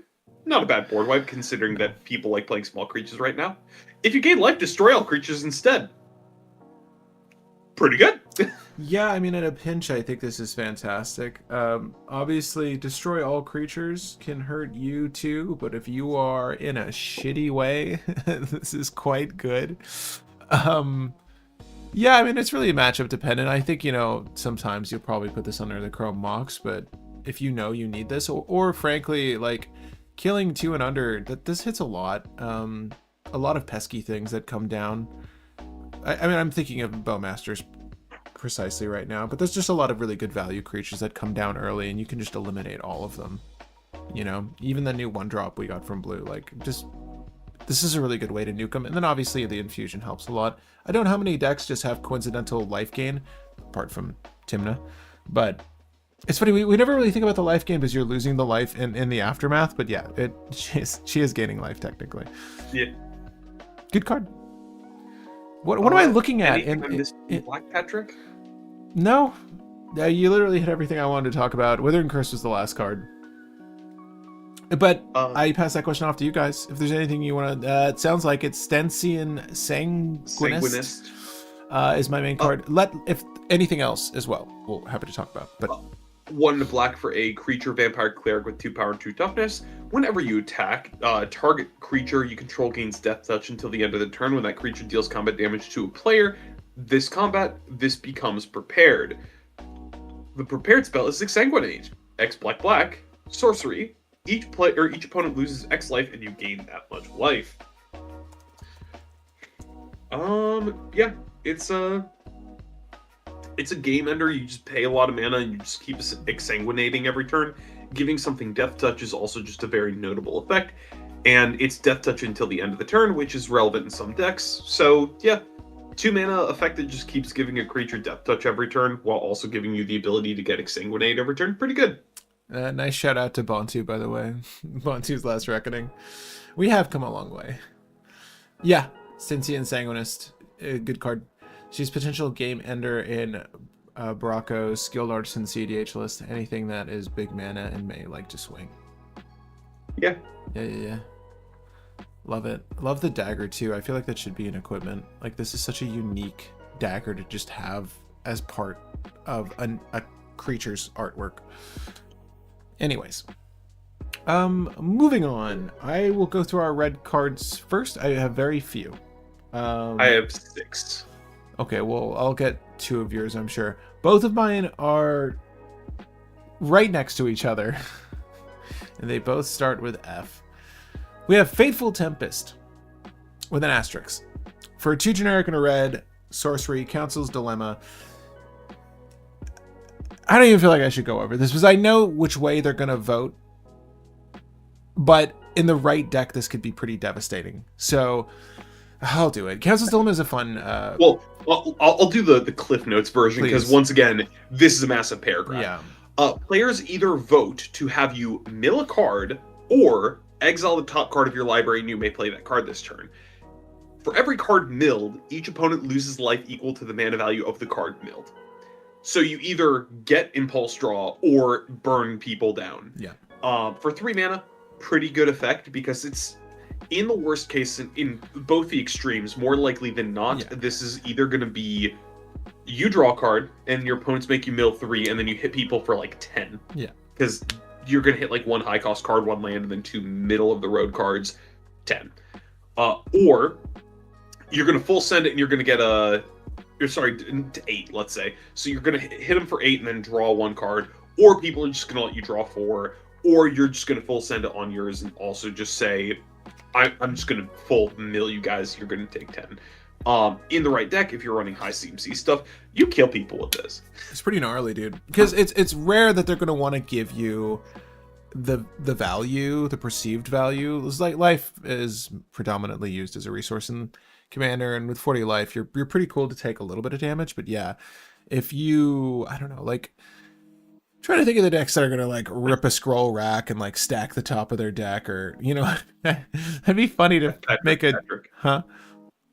The question is, what doomsday pile do you I use know, I with was this literally card? gonna say that, bro. I'm like, but exactly. But so here's the doomsday pile, though. It's tricky because it needs to win both ways. You need to be able to win regardless of It's their choice.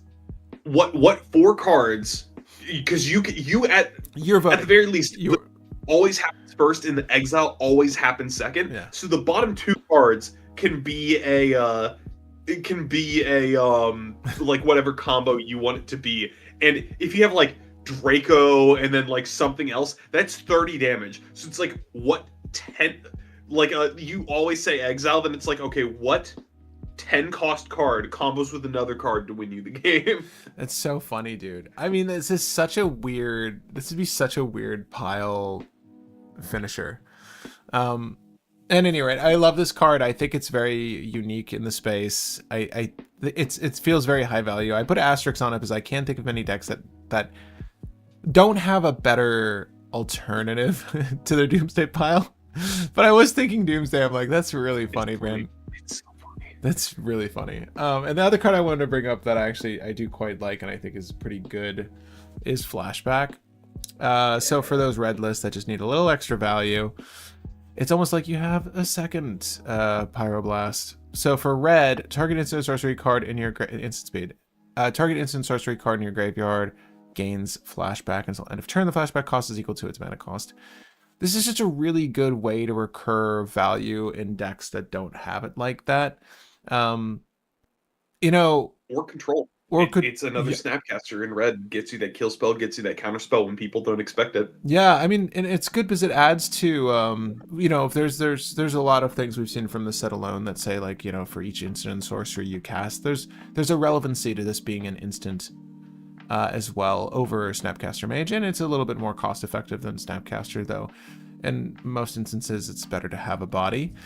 But I think this is, I don't want to say this is a staple, but I think this is a very good red card you should just own a copy of.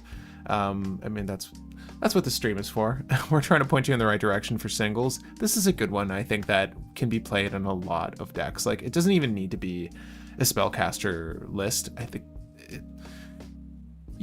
I wouldn't even say that. There's just so many good value instants and sorceries. I think Jessica's Will is probably like a key card you'd want to rip. Mind you, you need to pay the, well, it's not like you're cheating the cost on that one. You're gonna pay 3 mana to get good value out of that, or 4 total.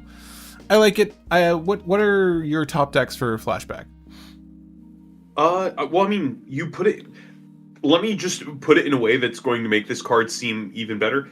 It's Noxious Revival.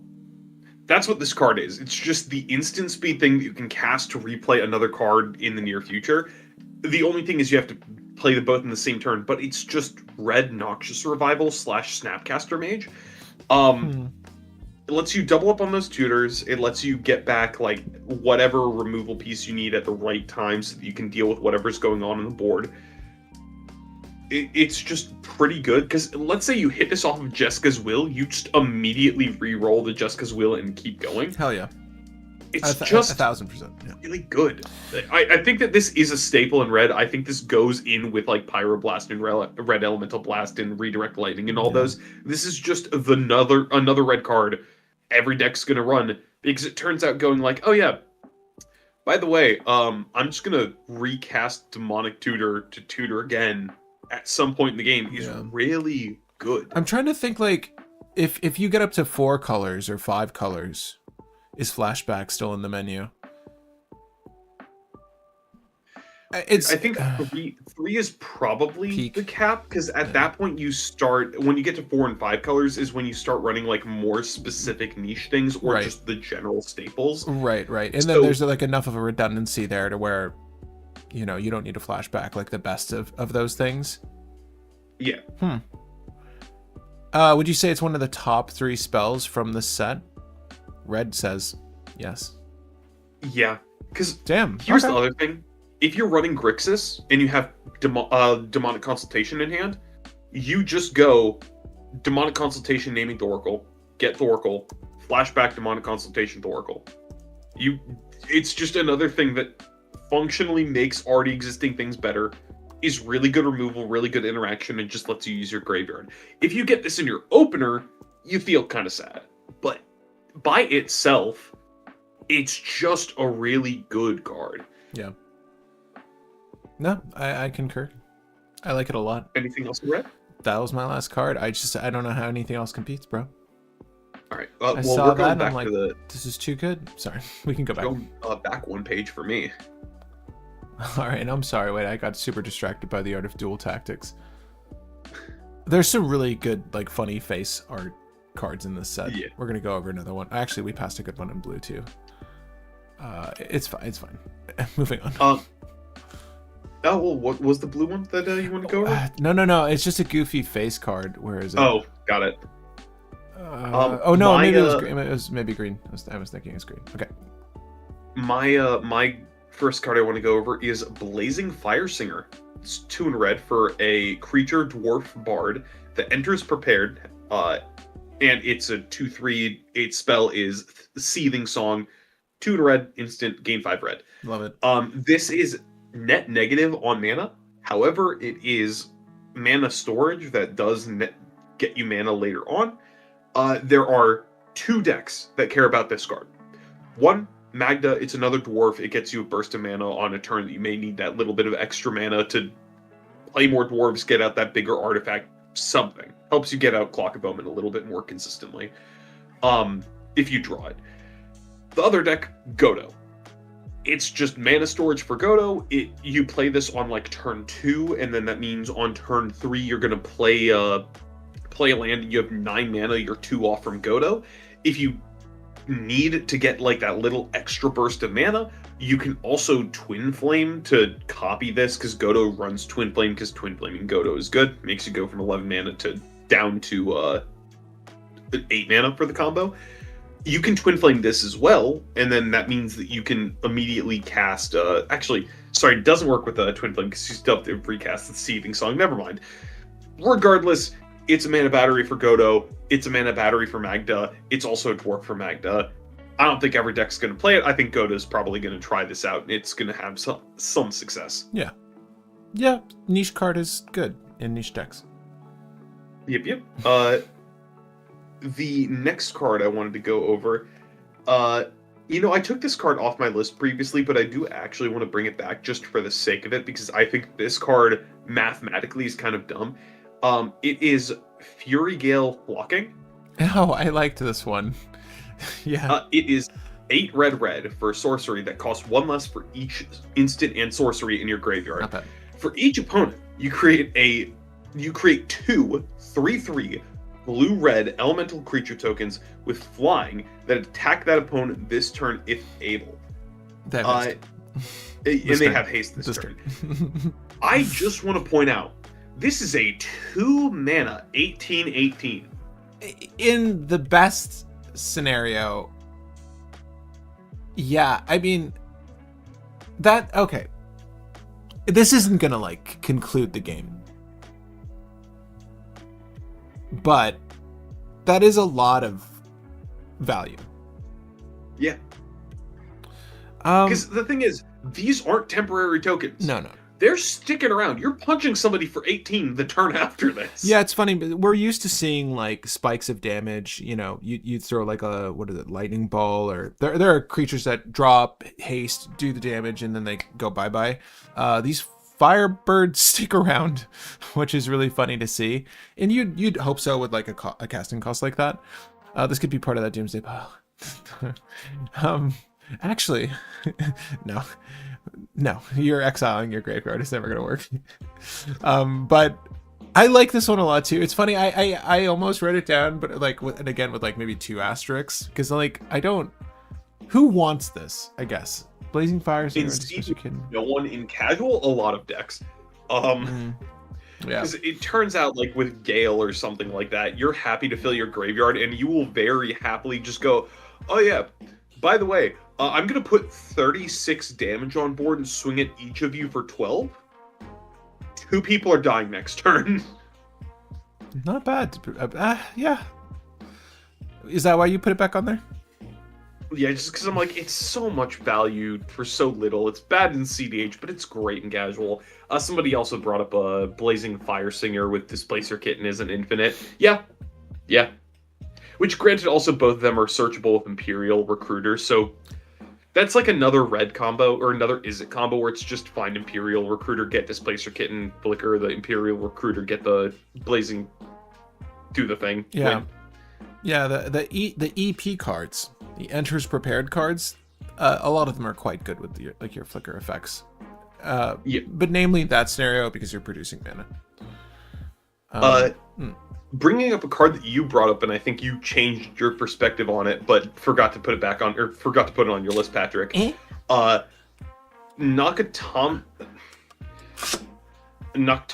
Lore Spinner. Nakatomi Plaza? Noctomen Lore Spinner. I got you. 2 and a red for a 3/3 creature Jackal Wizard that says at the beginning of your upkeep, if a player has 1 or fewer cards in hand, this creature becomes prepared. The prepared spell's Wheel of Fortune. 2 and a red sorcery. Each player discards their hand and draws 7. This card is egregious because let me just put into perspective of Notion Thief or Narset Parter Veils or something. You just need, with Notion Thief, everyone's screwed because they draw their 1 card and then on your upkeep, this becomes prepared again. And everybody discards their hand and you draw a fresh 28. And then they draw a card and then this becomes prepared again. And you draw another fresh 28 and you just keep going over and over and over and over and over again. With Alms Collector or with Narset Parter Veils, people get to 2 cards in hand, but if a single opponent plays a single card on their turn, this becomes prepared and you do it again. It is so vicious and so mean that it is the thing that helps like actually close the game for the Notion Thief decks, which has been the issue with Notion Thief decks. They'll have the best hand ever, but then have nothing to do with it. This gives them something to do with it. You find this and you just lock people out while going through your deck. Yeah. I'm obsessed with the art. Look at that lore he's spinning.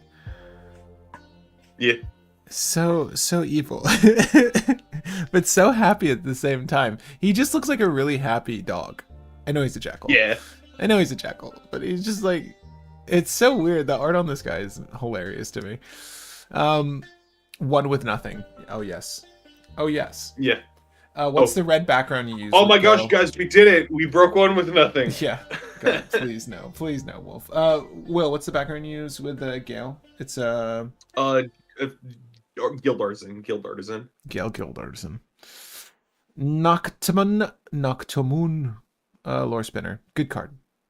Good card is good. It makes Opus Thief a good deal better. And Opus Thief is kind of need that little push, and I think that this gives it that push. Wait, did I... Oh, I skipped 1 card by accident. It's literally to the left of it. It's Molten Core Maestro. It is 2 and a red. 1 and a red for a 2/2 Goblin Bard with Menace. It has Opus. When you cast an instant or sorcery spell, you put a +1/+1 counter on this creature. If you spent 5 or more mana to cast that spell, you gain mana equal to this creature's power. This is basically Stormkiln Artisan. As long as you're casting big spells, you just keep getting more and more mana. It will inevitably net you mana. It's a pretty cool effect. I don't know if it's going in every Spellslinger deck, but I see it going in some Spellslinger decks. Probably better outside of cEDH, but it's a cool card. Sorry, I think Justin's sending me photos of leaked cards. No? I thought very distracting. I'm not going to share them with you guys. But apparently there's a card called Stingcaster Mage. Look forward to that. Anyways, you can put them on the Discord later. Yeah, I'll send this over there. Super distracted. I just saw the art I thought it was something from this set. Yeah, this is great. Oh, what were you saying this would be good in though? Did you say?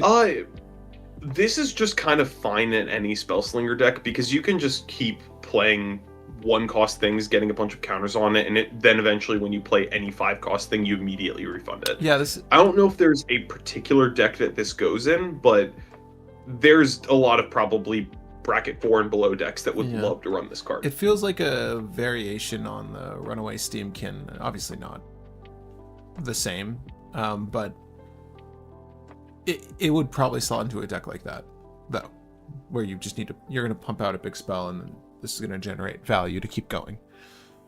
I do want to just say, like, casting fireball into fireball into fireball into fireballs, it sounds disgusting with this. Dude, actually, I kind of excited to talk about the channel that we just got. The reprint of channel. Sorry, when we get to green, I'm kind of excited to talk about the reprint of channel. I'm just thinking about these. Oh yes, I know what you're talking about. You just said fireball, and I was just thinking of channel fireball. Sorry. Next, we have a Relic Retriever. It is 1 red for a 2/1 first striker. At the beginning of your end step, if a card left your graveyard this turn, create a treasure token. That is each turn. End of each turn, trigger this, as long as something left your graveyard. This doesn't go in every deck. Flashback. Yeah. I don't know. This doesn't go in every deck, but this goes in a lot of decks. Not a lot of decks. This goes in some decks. Decks that need the extra burst of treasures, this does work. This is also a Tymna blocker. Sure. Yeah, I mean, for the first strike. Yeah. Yeah. Also, can going back to Flashback really quick, forgot to mention this. I mentioned this on the Discord, and this is just a funny thing with Flashback, and this is a 60 card thing.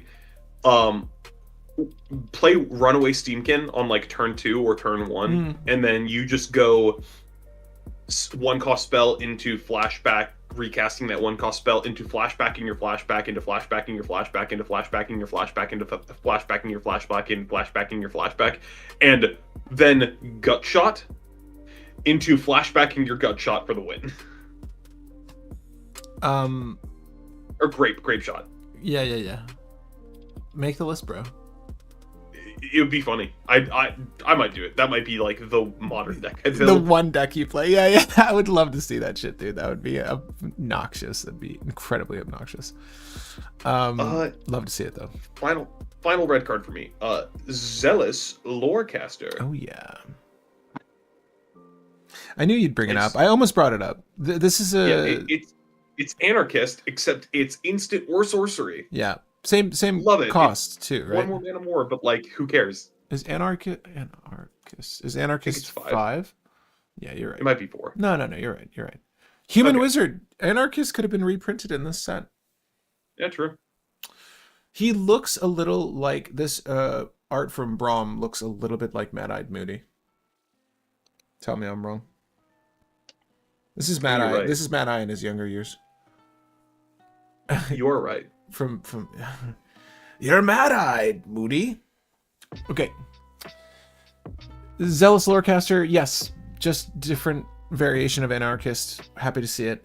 This is one of those effects that we get a little bit of. I guess Blue has the best version of this with Archaeomancer. Technically, I think Red does have the best version of this with Pinnacle Monk, because it can be a land on one side or it can be it. So I think that's the best version of it. But Archaeomancer is the lowest cost version of it, and this is just another one for Red in case you need one. True. True, sir. If there's anything in Red we missed, anything at all, speak now or forever hold your pineapples. Did I start with red? I started with red. Sir, take it away with green. How many green cards you got? I got 4. Okay, I got you. Starting off with, in my opinion, the best prepared card in the set, but for some reason is everybody else's lowest rated prepared card in the set, Emeritus of Abundance. Okay. It is 2 and a green for a creature elf druid with 3 power, 4 toughness, and vigilance. This enters prepared. Whenever this creature attacks, if you control 8 or more lands, this creature becomes prepared. The spell that it prepares is Regrowth, 1 and a green. Sorcery, return target card from your graveyard to your hand. Harrow. No. The reason why this card is so playable, in my opinion, is because extra turn spells.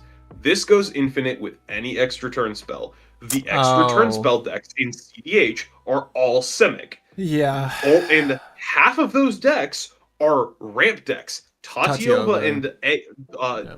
Aeon, whatever his name is, both of them are just Nadu? I'm just ramp kidding. into extra turn spells into win. This Bro. gets you the infinite way easier because it's a creature that you can tutor out to get the infinite. You just need one extra turn spell at some point in the game and you win. Could you imagine if Nadu didn't need help? I don't even know if Nadu would have cared about this. I don't think Nadu would have cared about this. He's just so good. Actually, I say that, and then I'm like, well, Nadu regrowthing every turn to pretty get back good, bro. either the 0+ thing that got blown up or the instant Yeah. spell that targets Yeah. all of your things. 1000%. Nadu would kind of care about this. 1000%. The reason why people say that this card sucks, though, is they're like, oh, it's worse Eternal Witness. Yeah, it's 5 mana Eternal Witness, so it's bad as an Eternal Witness. Mm-hmm. But it's an Eternal Witness every single turn for the rest of the game, which is why it's better Eternal Witness. Yeah, ooh, wow, that is... I'm sorry. You're saying this is just generically better Eternal Witness? No. Oh. If you need a thing that returns a card, Eternal Witness is better. Yeah. But this card in situations is better Eternal Witness. There are cases where this is just better than Eternal Witness. Yeah. Eternal Witness is better as a generic return effect. Bro, this in a Tatiova list, or this in a ramp extra turns, this is extremely good. I 1000% agree with you, because you're just the preparation plays so well into that strategy. Yeah. And even just Edric doing like this in Edric is totally fine. It's just a good effect. Yeah, solid. And Junkyard, I don't know top 3 spells, but Daydream is my number 1. I know what you mean. Just like so far as the set as a whole, I think Daydream is fantastic though. We did cover it earlier. Yeah. It's really good. What list is it going in? I do want to get everyone's top spells from the set. I'd love to know what you guys think. We're all split on flashback. That's fine, but it's 50-50. So I am curious as to what's everyone's top 3 spells. Well, keep going. Sorry, sir. Next, jumping all the way down to S. My next one is Slumbering Trudge. And I want to see if you can guess why I put this card on my list, Patrick. Oh, God. Wait. Here, read it to me. It is X and a green for a 6/6 creature plant beast. This creature enters the battlefield with a number of stun counters on it equal to 3 minus X. If this creature enters with stun counters on it, tap it. I thought I missed it for a second. Yeah, I just found it, so it's on screen for you guys. 3 minus X. If this entered with a stun counter on it, tap it.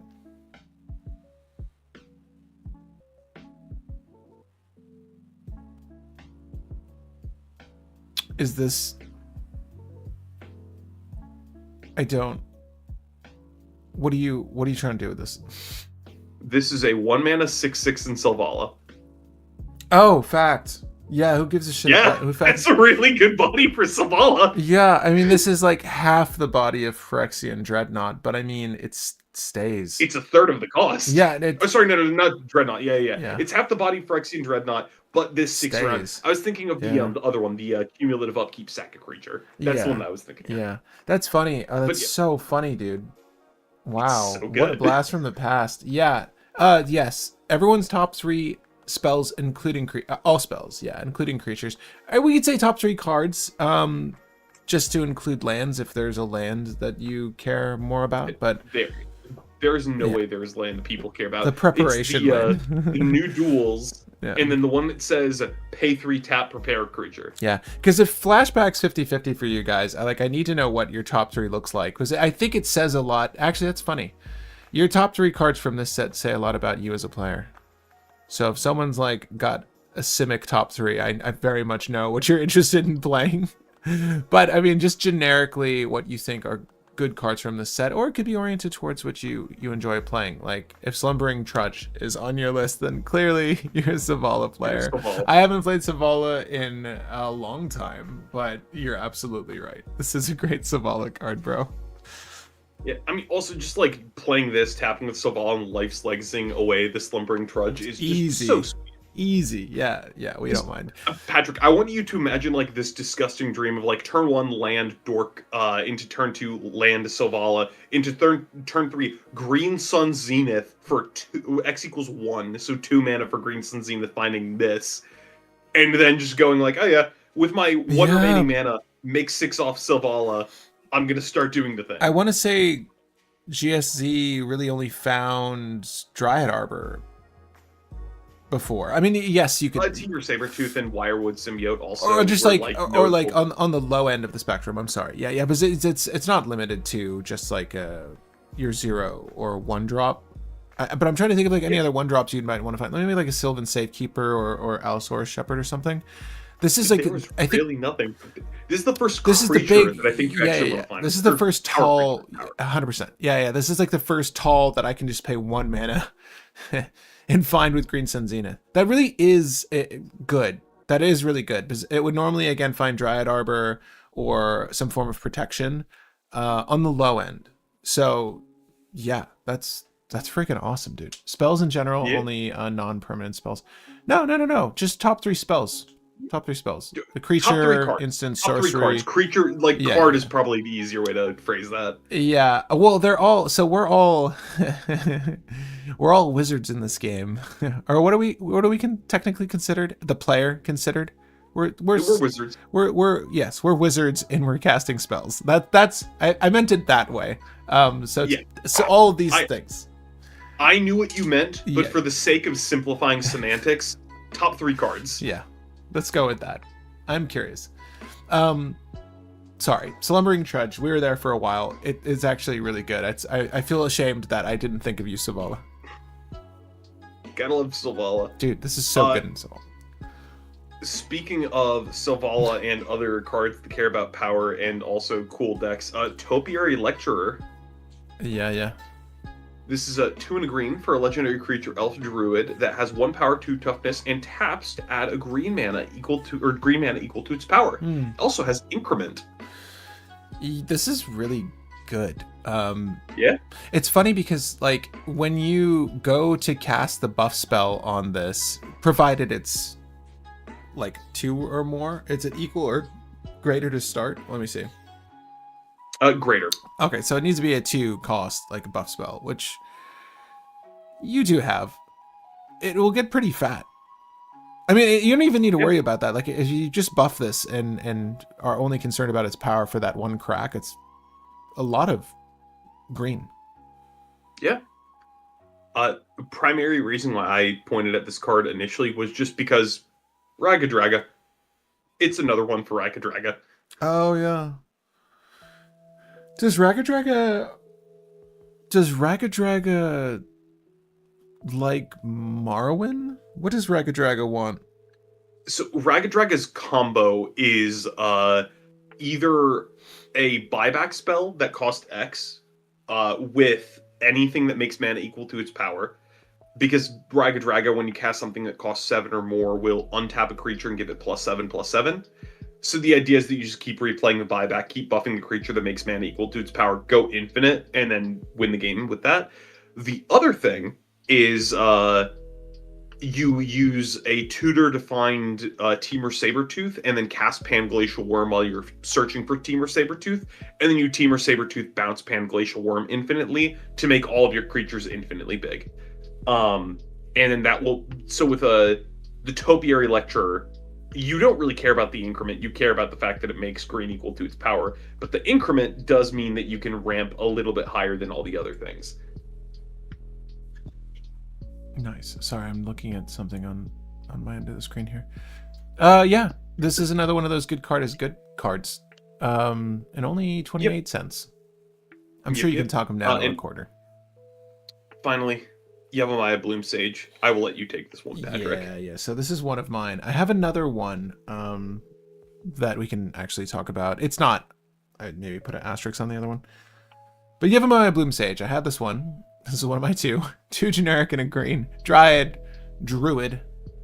At the beginning of your end step, put a 1/1 counter on target creature you control. Then if that creature has power 7 or greater, this creature becomes prepared.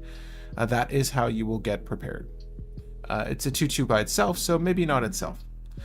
You can pay double green for Chanel. Sorcery speed.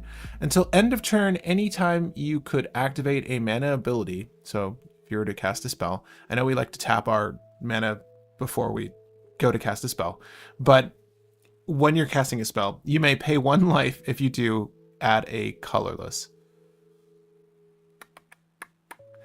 So this used to be, this is why I brought up channel when Will mentioned Fireball. It used to be the thing you do to just win the game. Yeah. So there are like archaics that came out in this set that you could obviously just dump out with a channel if you were playing this in a limited format. In constructed, I'm trying to think like so you Greensun Zenith the Trudge. And then you have Yavimaya Bloom Sage out, right? And then you have a 7 power or greater creature, because Trudge is a 6/6. You grab Channel. What I'm trying to think of the best case scenario. Like, what are the decks that want Yavimaya Bloom Sage? Let me simplify this for you, because this is a 1/2. One activates the channel, the other uses the channel. Thrasios Dargo. Oh. Dargo immediately has 7 power or more, so end step, give him a counter. This is your thing. It's active. And then Thrasios. Yeah. So you just channel, pay it into Thrasios, and you just keep going. Gonna pay 4 life. Thrasios, scry to the bottom, draw a card, it's a land. Thrasios again, Thrasios again, Thrasios again, Thrasios again. Gonna stop at like 8 life. And then have a full hand, and then have like a pretty good board. That's probably like the way people will use it. Actually, yeah, give me some decks you guys would want to put Yavimaya Bloom Sage in. Also, once we cut through the last of green, which I think is here, I'll go over some of your top 3. I'm curious to see what you guys have. I like Bloom Sage a lot. I actually put an asterisk on this one in my notes because it's like, I love the effect. I like that we have Channel back. It's one of my favorite spells to cast. If there's a cube that runs it, bro, I'm taking the Channel. I will drop that Eldrazi on you ASAP. You're gonna get channeled immediately. But here it's like it's a 5 mana essentially, and it does not enter prepared, so you have to work a little bit more towards it, but it is quite good. Now it's a Roxanne card. I'd like to pitch out one card to you, Patrick, because I think you're gonna find this kind of funny. Playing this in Tatiova, because we do have the land that says pay 3, tap it, and then prepare target creature. Yeah. And Tatiova gives you life 4 channel. Yeah, that's true. We have a prepare artifact. We have a prepare land. Yeah, you can. Do you have a prepare artifact? I think so, bro. Yeah. I think it's one of the precons. Hold on, let me look that up. We do. Oh my god, there's so many more cards. Target creature becomes prepared. Target creature becomes unprepared. Yeah. When this enters, target creature becomes prepared or unprepared. Yeah. I knew there was like something there, but the land one is more practical, if we're being honest. Okay. Love it. Love the Sage. One more card for you, sir. It starts with a P. My favorite letter. And it's called Planar Engineering. I just want to bring it up because it is another one of these effects. I don't know that it's great, but this is a permanence going into graveyard / landfall triggered. So if those things are relevant to you. Yeah, that is a draw 4 in Tatiova, which we did just point out got a lot better with the other thing. But so my one qualm here is okay. So it's 3 generic and a green sorcery. Sacrifice. This is part of the resolution of the spell. So if you fail this for some reason, like someone wants to stop you, you don't need to sacrifice the lands, right? So that's good. Search your library for 4 basic lands, put them onto the battlefield tapped, then shuffle. Like, for me, that's kind of bullshit. Like, just make this uncommon then, because this doesn't. I would be annoyed if this was my rare from that pack. Because it's like, I think it's good in select decks. I am annoyed that they enter tapped, because you are spending 4.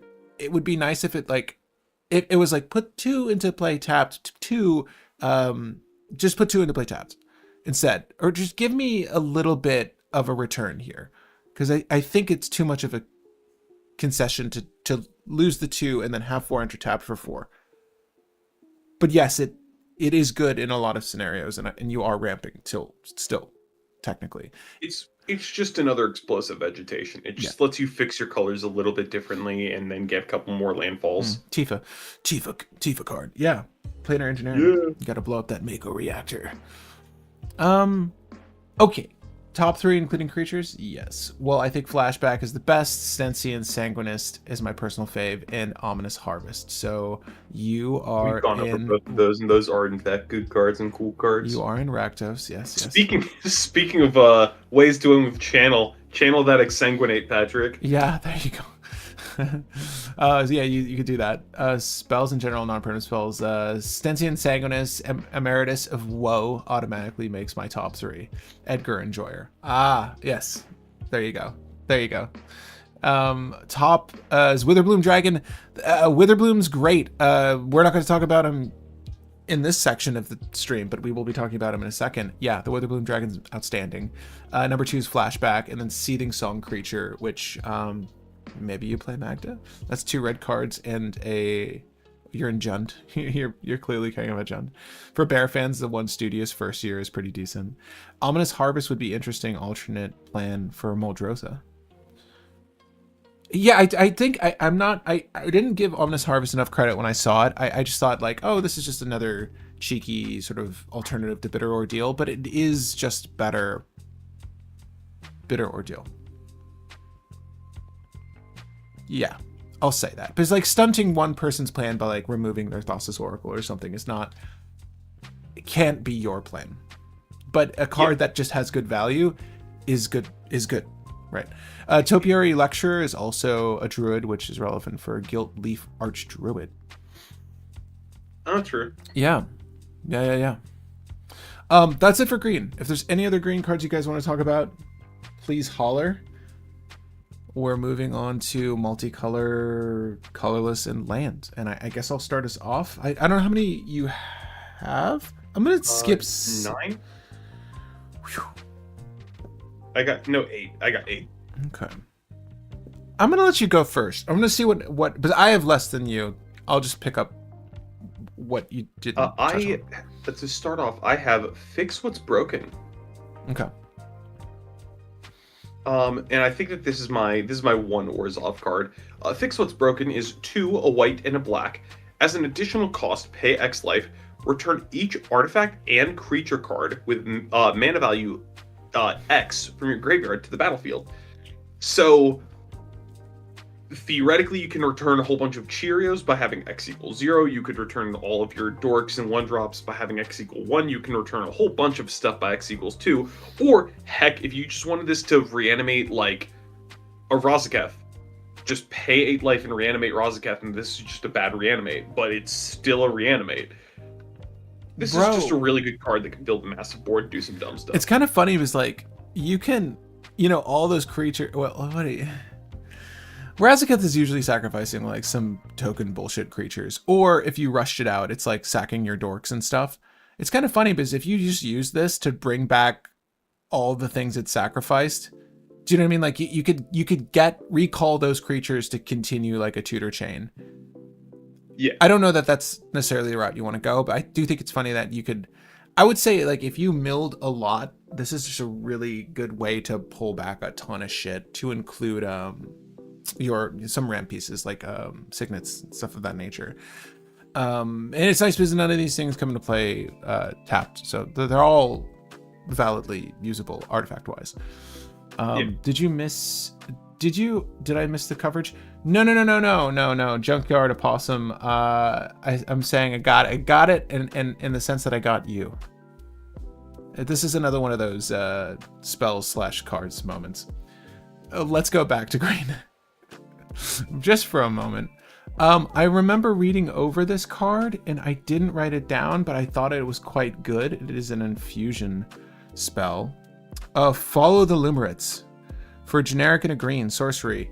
In Fusion, look at the top 4 cards of your library. You may reveal a creature or land card from among them and put it into your hand. If you gained life this turn, you may instead reveal 2 creatures and or lands from among them and put them into your hand. Put the rest on the bottom of your library in a random order. It's not too dissimilar to Flow State. But Flow State has a lower threshold. Yeah. The issue with this is you can whiff. Yeah. I don't think it's bad though. I mean, like I don't know. Is it weird to say that I look at this more as like a casual oriented card? Would you even want to run this in a casual heavy deck and have a way to consistently gain life? This is a good effect. Yeah, I like it though. I do think it's a good search effect. I'm gonna call this like a search effect, just when you're looking at the top 4 to draw. It's top 4. I'd say it's draw. Yeah. And in this case, you're either breaking even or going 1 up. So not bad if you meet that requirement. I think it's just gaining life is not I want to say is as common a thing. Like if your commander gains life, then yeah, this is good.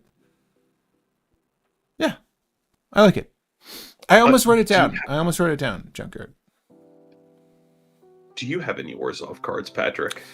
I looked over Conciliator's Duelist. It's just the cost is so pip heavy that I don't like it, but it is like a draw effect with a cool blink effect attached to it. But I can't say that like I love this card. I just want to point out that it's like interesting draw with blink. Yeah. It's just too pip heavy. I have it written down, but with like many asterisks. That's it. That's all I have to say for Orzhov. All right. Going to Is It. I have 2, and 1 is kind of cheating, but Inspired Sky Painter. Yeah. This is one that I had, and this is one I went infinite with on Saturday while playing the precon. No, wait, it's also in the image of our thumbnail because I think this art is amazing. I love this art so much. Okay. So, a blue and a red for a 2/2 creature lizard wizard with flying. When this creature enters, or whenever 1 or more creature tokens you control deal combat damage to a player, this creature becomes prepared. Prepared is Maestro's Gift for 3, a blue and a red, for a sorcery that says create a token that's a copy of target creature you control. That token has haste until the end of the turn. So it's better Twin Flame because it's a permanent copy. It's not a temporary copy. I went infinite with the dragon that makes so your treasure sack for 2, Storm Kiln Artisan, and then the things that double wizard triggers and cast triggers. So I was just netting treasures every time I cast the sorcery, and the sorcery was targeting the Inspired Sky Painter every single time to give me the sorcery again to get another Sky Painter, repeat, infinite. Not bad, bro. The reason why I have this in the list is because this is a 1-card infinite with the flip side of Avatar Aang. Because the flip side makes it so that your spells cost 5 less, and that makes it so the sorcery costs 0, and then you just do the thing when that's it. Damn, that's this guy's good. Yeah. That's all I can say. I'm mostly into him because he's got this cute little palette collar thing. It's just good art. Thank you, April. Yeah. It's an infinite outlet as well, so it's just good.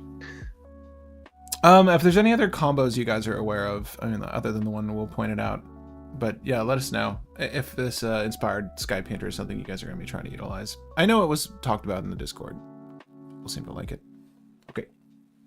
Okay. My next one is cheating, but it is very noteworthy. It's Prismari the Inspired, or the Prismari the Inspiration. Yeah.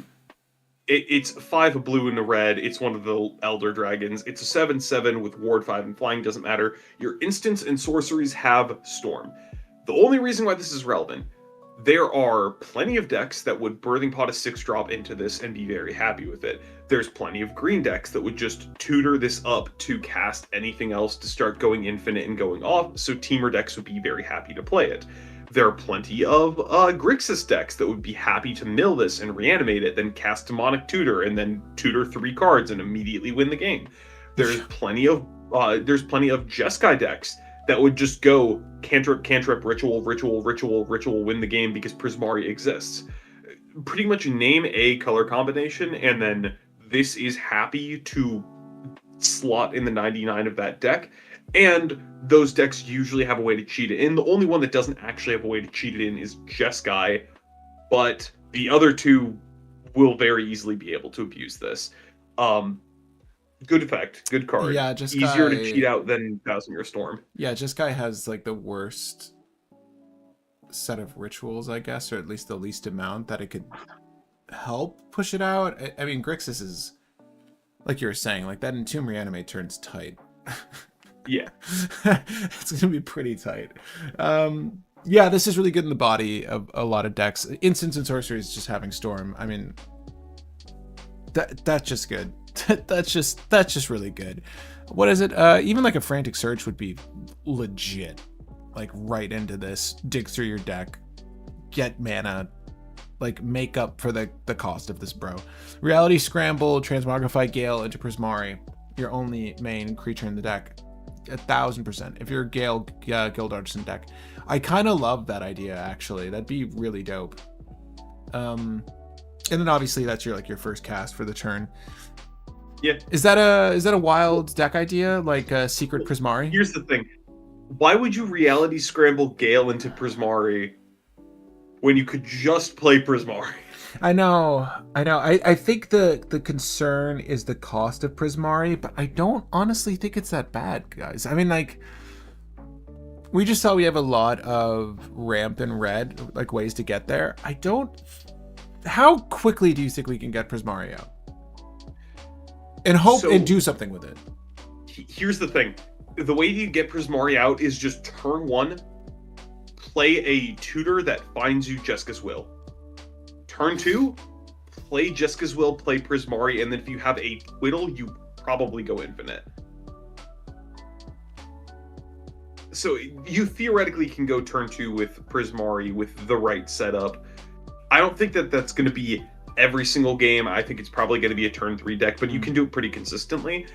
With Gale, though, I do think Gale is probably the safer deck because the issue with Storm is you need enough cards in hand to actually storm off and win. Gale gives you cards engraved to play into it. So I think turning Guild Artisan into Thousand Year Storm is potentially better than Prismari. Mm-hmm. So it's yeah, exactly. I think that that's still potentially the better deck. Yeah, but Red just went over that with the Rowdy Scramble into 1,000 Year. But yeah. I want to fool with Prismari. It's like it's the one Elder Dragon we didn't put up for potential build. No, we put it up for the poll, but people wanted a Silver Quill. I feel like there's probably someone who's built this deck out. I'm curious to see. Everyone's built this deck out. They just took the Gale deck and removed the Reality Scramble stuff, and then they're like, yeah, no, we got there. Yeah. Is your next card adjacent to this card? Yes, I forgot that I had this card on my list, but yeah, I have Rapacious Moment. Rapturous Moment. Rapturous Moment. Bro, this card's good. Yeah. You can It's 6 mana. So, sorry, 4 blue, red. Draw 3 cards, discard 2 cards. Then add blue, red, red, red.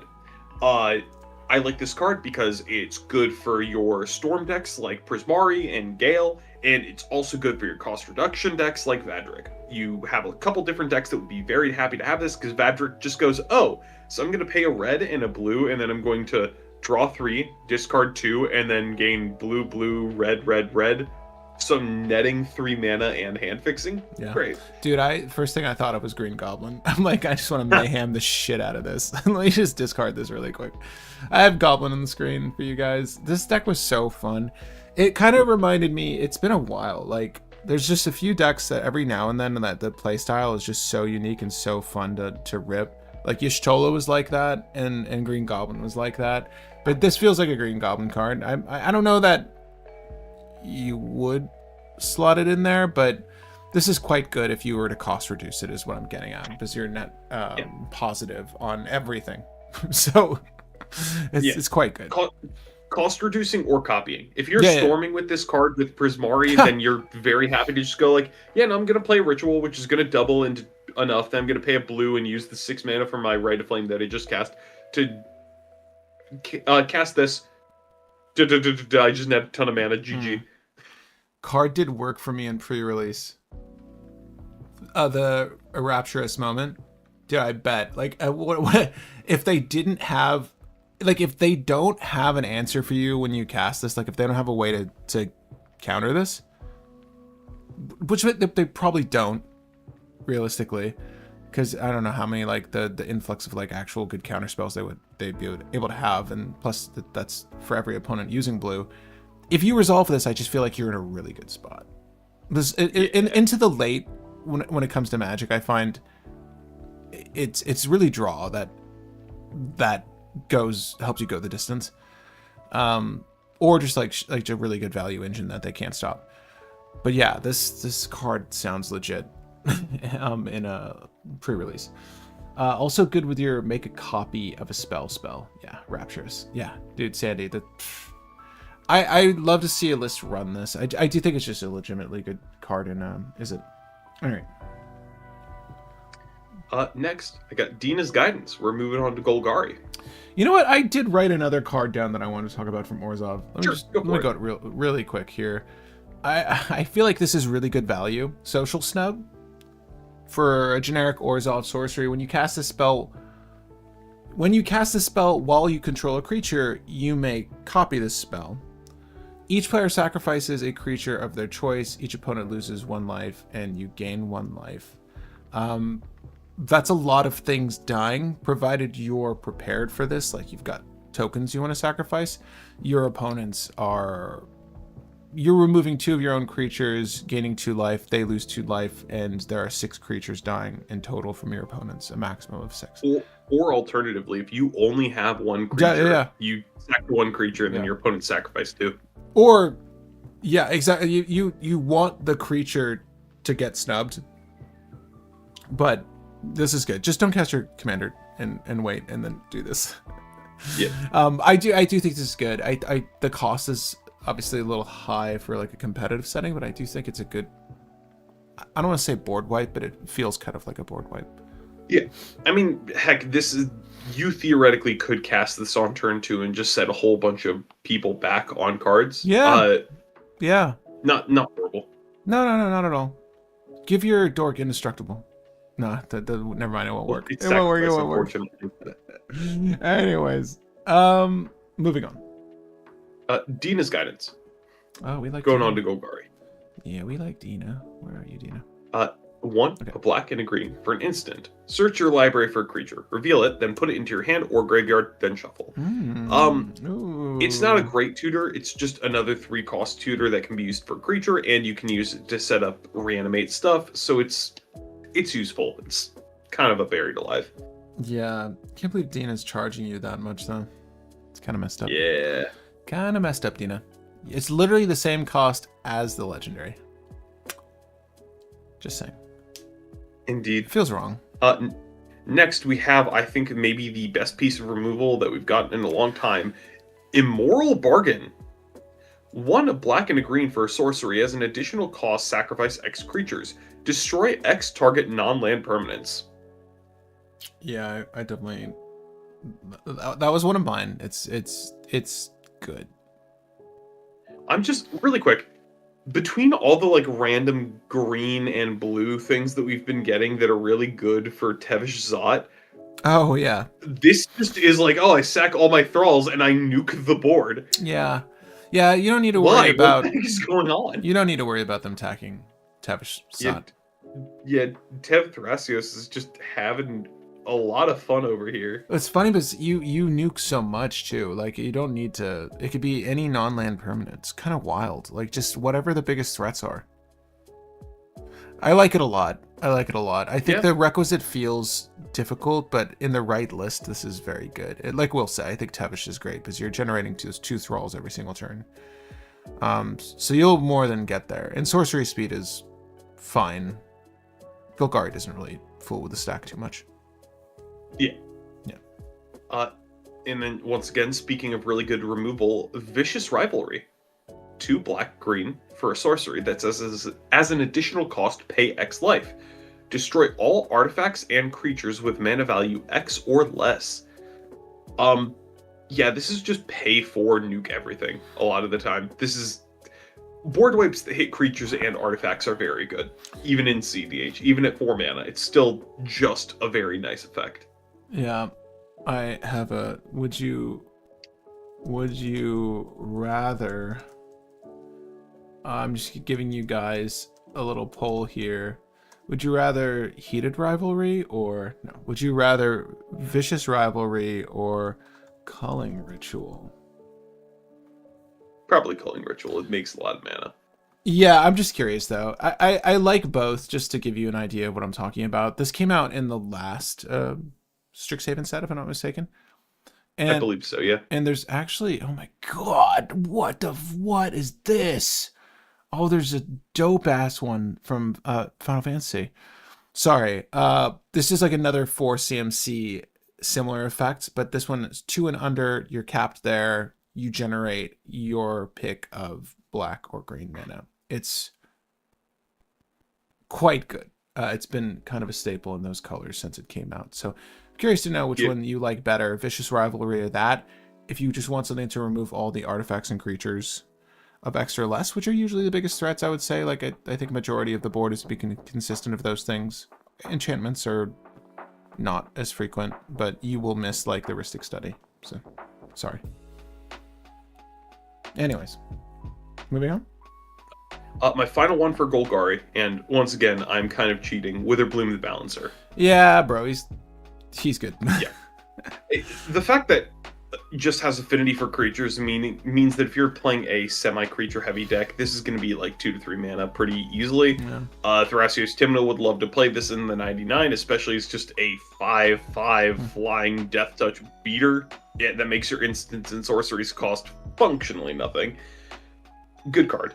You just save all your mana for Thrasios, and then you just pay the pips for your tutors, and then you're good. Warhold or Silvercold, none of them got a cost reduction baked in. Yeah. What's up with that, bro? Why did they make Witherbloom, like, arguably the easiest color combo to just have the affinity for creatures? You're going to play Dorks to pull into this? It's kind of whack. I don't know. Witherbloom just got all the love. Yeah. From these Elder Dragons. To me. It's I think it's the best one. Yeah. Yeah. Well, I think in the 99, Witherbloom is the best one. In the Command Zone, I think Prismari beats Witherbloom, but it's still pretty close. We'll have to do best of 3, Will, and see which one wins. All right. Moving on. Yep. And I have 2 for Boros. Is and Arc of once again, Thunder one of them? Once again, I'm cheating for one of them because the first one is Aziza Mage Tower Captain. Yeah. And to be fair, this one is less cheating because I think Aziza is atrocious in the Command Zone, but I think Aziza is really good in the 99. Go on.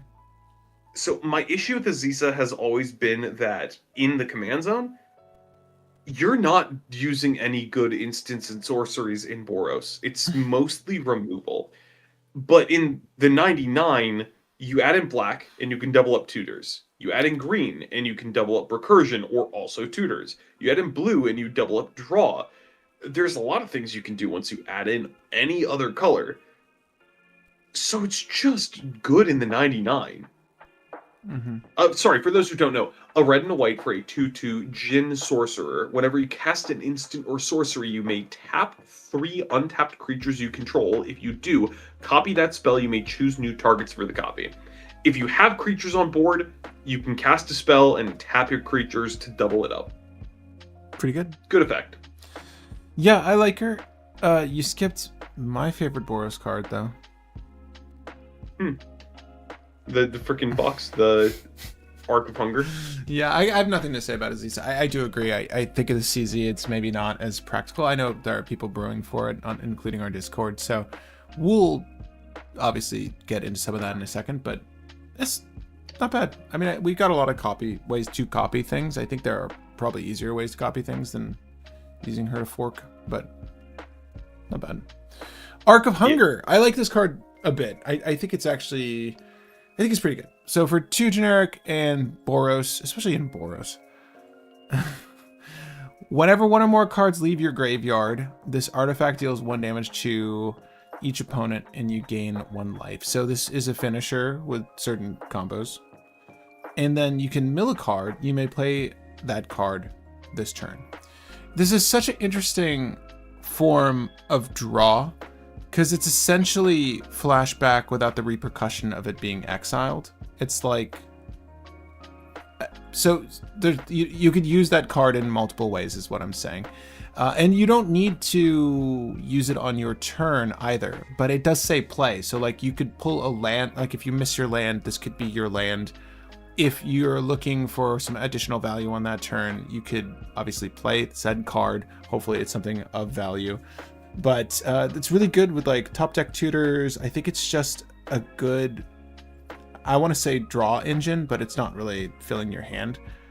But it's doing more than that. I think this is just such a unique utility that Boros doesn't really see a lot of. So I like it, especially with the direction they've been going with impulse drawing. This feels like better impulse draw because when the thing is exiled and you can't cast it, then it's just exiled. But if you put it in your graveyard, at least you can use Safine's Reclamation to pull it back or something. Like there's better value here than most. If this and the One Ring are both in your hand, cast the One Ring. But I think that this is a good card. I think it's worse by comparison to other things, but I think it's a good card. Yeah, my only issue is it's 4 mana, and then it just kind of fills in the spot of Blood Artist most of the time. Yeah. So yeah. Well, if you're not in black, how are you gonna do that in Relic Order loop? I know. It's, I don't know, man. You have the Cat in the Hat combo. Yeah. You have the pre-war formal wear, post-war formal wear. So yeah, I put an asterisk on this for that reason. I don't think it's like outstanding, but I do think it is good. Okay. My final card in Boros is Borrowed Knowledge. It's 2 a red and a white for a sorcery that says choose one, and both options are discard your hand and blank. One is discard your hand and draw equal to the discard. One is discard your hand and draw equal to the number of cards in an opponent's hand. This is just in some scenarios like 4 mana, draw 6 cards, like 5-6 cards, something like that. 6-7. Because you can just draw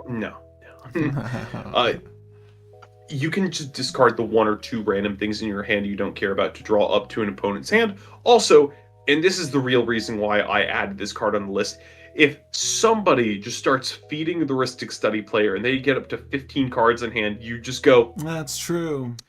I draw 15. Is this the best way to do that, to match someone else's hand size? I think this is the lowest CMC way to do that. Okay. I think that the other options are like 5 or more. Do you like how Johnny is like letting this person cheat off of him? I'm not sure if that's Johnny, I know it's not. I know it's not, bro. He got held back. He got held back quite a bit. He was too busy fighting. I want to just point out, I think the Lorehold charm is maybe the best of the charms. That's all I want to say. I'll put it on screen. Fair enough. I'll put it on screen and we don't need to talk about it. But I do think it's one of the best of the charms. Yeah. If not the best. Okay. All right. For Simic, I have 1 card. That's okay. I got none. This one is purely here because it makes a meme deck viable and funny. Cuboid Colony? Nope, it is Geometer's Arthropod. Geometer's Arthropod. It's a green and a blue for a creature crab fractal with 1 power and 4 toughness. When you cast an X cost spell, or spell with X in its mana cost, look at the top X cards of your library, put 1 of them to your hand, and the rest on the bottom in a random order. The meme deck is Animar with every single creature that has X in its cost, and then you just go X cost creature, draw another one, X cost creature, draw another one, X cost creature, draw another one, repeat, repeat, repeat, until you eventually go Ancestral Statue, make Animar infinitely big, pick up that, let's just say, Ugin Spirit Guide, replay it, pick up your deck, and pick whatever card you want as the remaining card, probably Walking Ballista, play Walking Ballista, win the game. I don't know if we need to make that one, but no, we don't. It's not bad though. That's kind of funny. Yeah. Yeah. Okay. I have nothing for Civic. I have nothing to add on that one, guys. If there's any multicolored spells you guys want to talk about that we missed, speak now or forever hold your pineapple juice. I have nothing for artifacts or colorless. You tell me if I'm crazy. I have 2. Okay. One, and this is one of my pet effects that I'm happy they've been improving on. Mm-hmm. It is Diary of Dreams. It's 2 mana for an artifact book. New subtype, by the way. Book is a new subtype. Whenever you cast an instant or sorcery, put a page counter on this. Pay 5, tap, draw a card. The activation cost is 1 less per book counter on it. Is this our first book? It's our first thing that has subtype book, but a ton of things have been errata to be books. I was gonna say that there's all those tomes and there's a lot of books that need to be righted. Okay. The reason why I like this effect is I've been like a big fan of the random artifacts that are like pay a little bit of mana, tap and draw a card, because they're usually budget effects that allow you to draw cards in colors that aren't supposed to draw cards.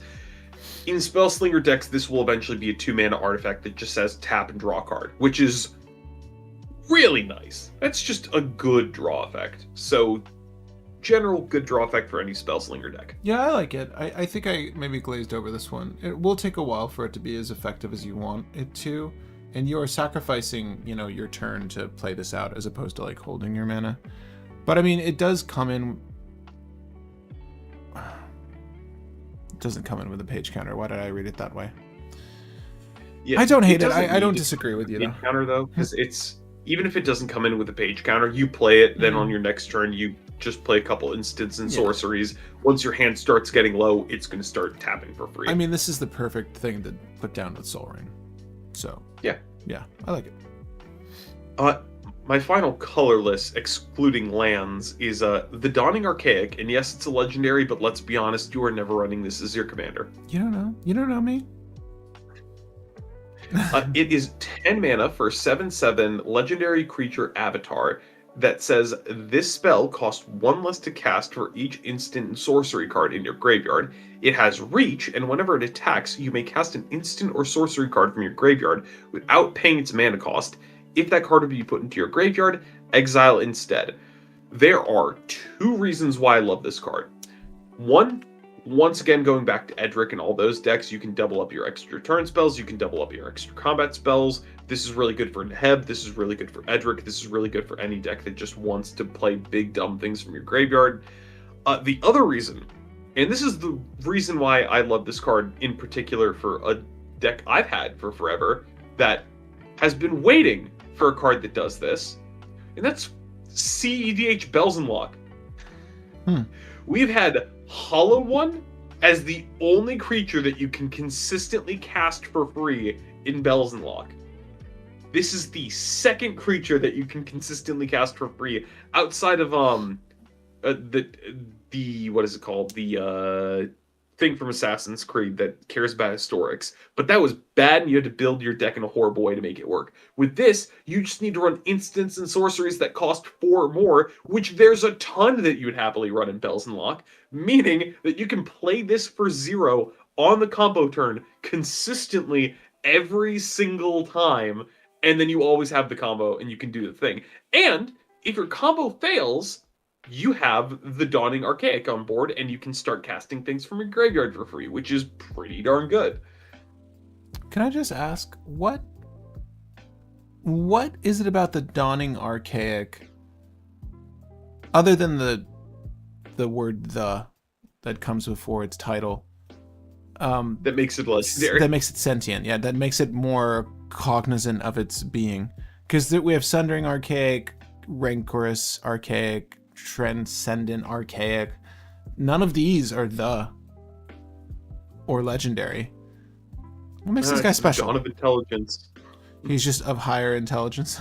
He went to Strixhaven. He's dawning intelligence. He's the dawning archaic. All right. I just want to know. I love that like rock heart-shaped rock he's like about to thrust into whomever. Nothing to say about the guy. He's good. He's good. I don't have him on my list. He's fine. Yeah. Going to lands. Yeah. There are 2 types of lands that I have noted on mine. One, we finished the Tango cycle. Tangos are done. We're all covered on Tangos. Finally. Mm-hmm. It has been years. Thank you, Wizards of the Coast. Yeah. The other thing is we got a new land type that I've just been calling the 8 balls, because it's in the ball of the pod. If there's 8 lands among your opponent's lands, it enters untapped. Yeah, I got one. I don't know what everybody else is calling them. I've been calling them the 8 ball duels. So 8 ball duels works. For those who don't know what they are, they're dual lands that say this enters tapped unless your opponents control 8 or more lands. So somebody has 3, somebody has 3, somebody has 2, enters play untapped. Yeah. It's like it's not too slow of a fetch, but it's a little bit of a slow fetch. But it will consistently enter play untapped turn 4 onward. This is the late game fetch though, for sure. It's not the first one you grab. Yeah. I think these go in pretty much every 2-color deck, but I don't think that they go in 3-color and up. No. Probably not.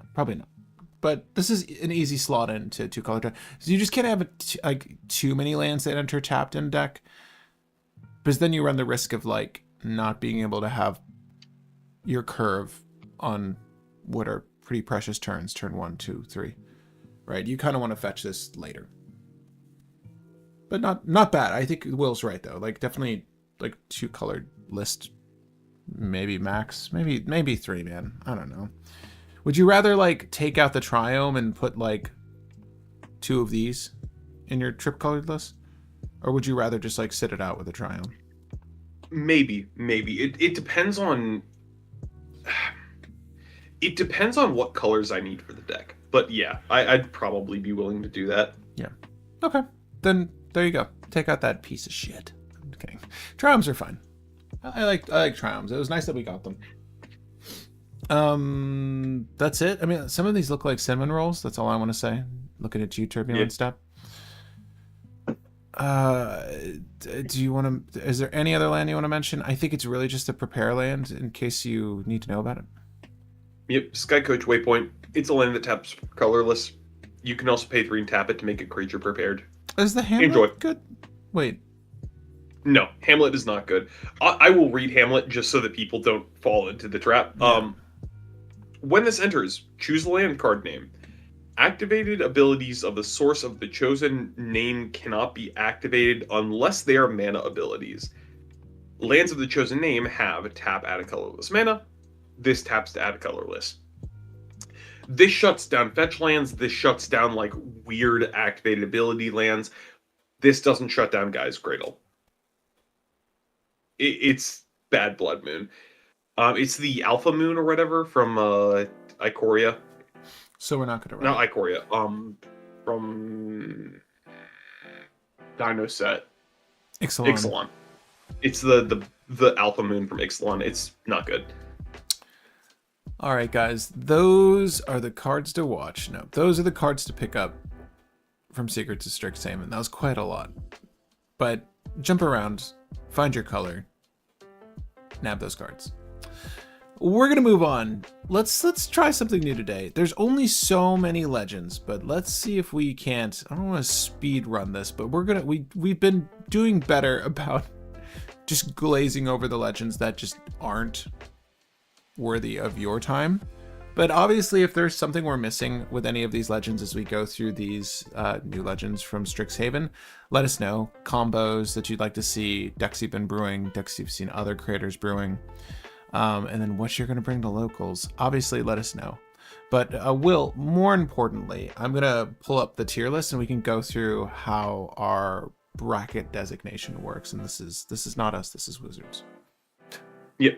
So Bracket 1 is decks that are more so built around a theme. They're not trying to win, they're trying to show a cool or funny thing. Bracket 2 are decks that are actually playing to play the game, but they're not polished up. They're usually built to be more fun and less proactive, less competitive, less efficient. Bracket 3 is decks that are more efficient. They're actually trying to play the game, but they're not polished up. They're there and they're probably going to win the game on like turn 8. Bracket 4 are decks that are probably winning the game somewhere between bracket 3 or turn 3 and turn 5. They're polished up decks that will win the game. They're not the most meta, not the most competitive, but they will win the game relatively quickly. Usually they'll start winning the game closer to like turn 6-ish. Bracket 5 is cEDH. Those are the decks that will try to win the game as quickly as possible. They're meta, they follow all the patterns, they've been tested to high heck and back. So bracket 5 decks, the way that we're doing it with this setup is how far can you push the commander without straining? So like if you threw the deck together, didn't polish it up too much, how well do we think the commander itself would do?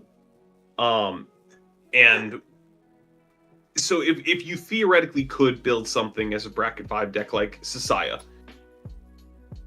would you say Sasaya is bracket 5? And it's like, you can build a bracket 5 Sasaya deck. No, Sasaya is not bracket 5. Sasaya is maybe bracket 3 or bracket 4. It's primarily built around the idea of what we think that you could do with the commander as just immediately building it without polishing it up too much. So to kick it off, let's start with the first commander, Augusta.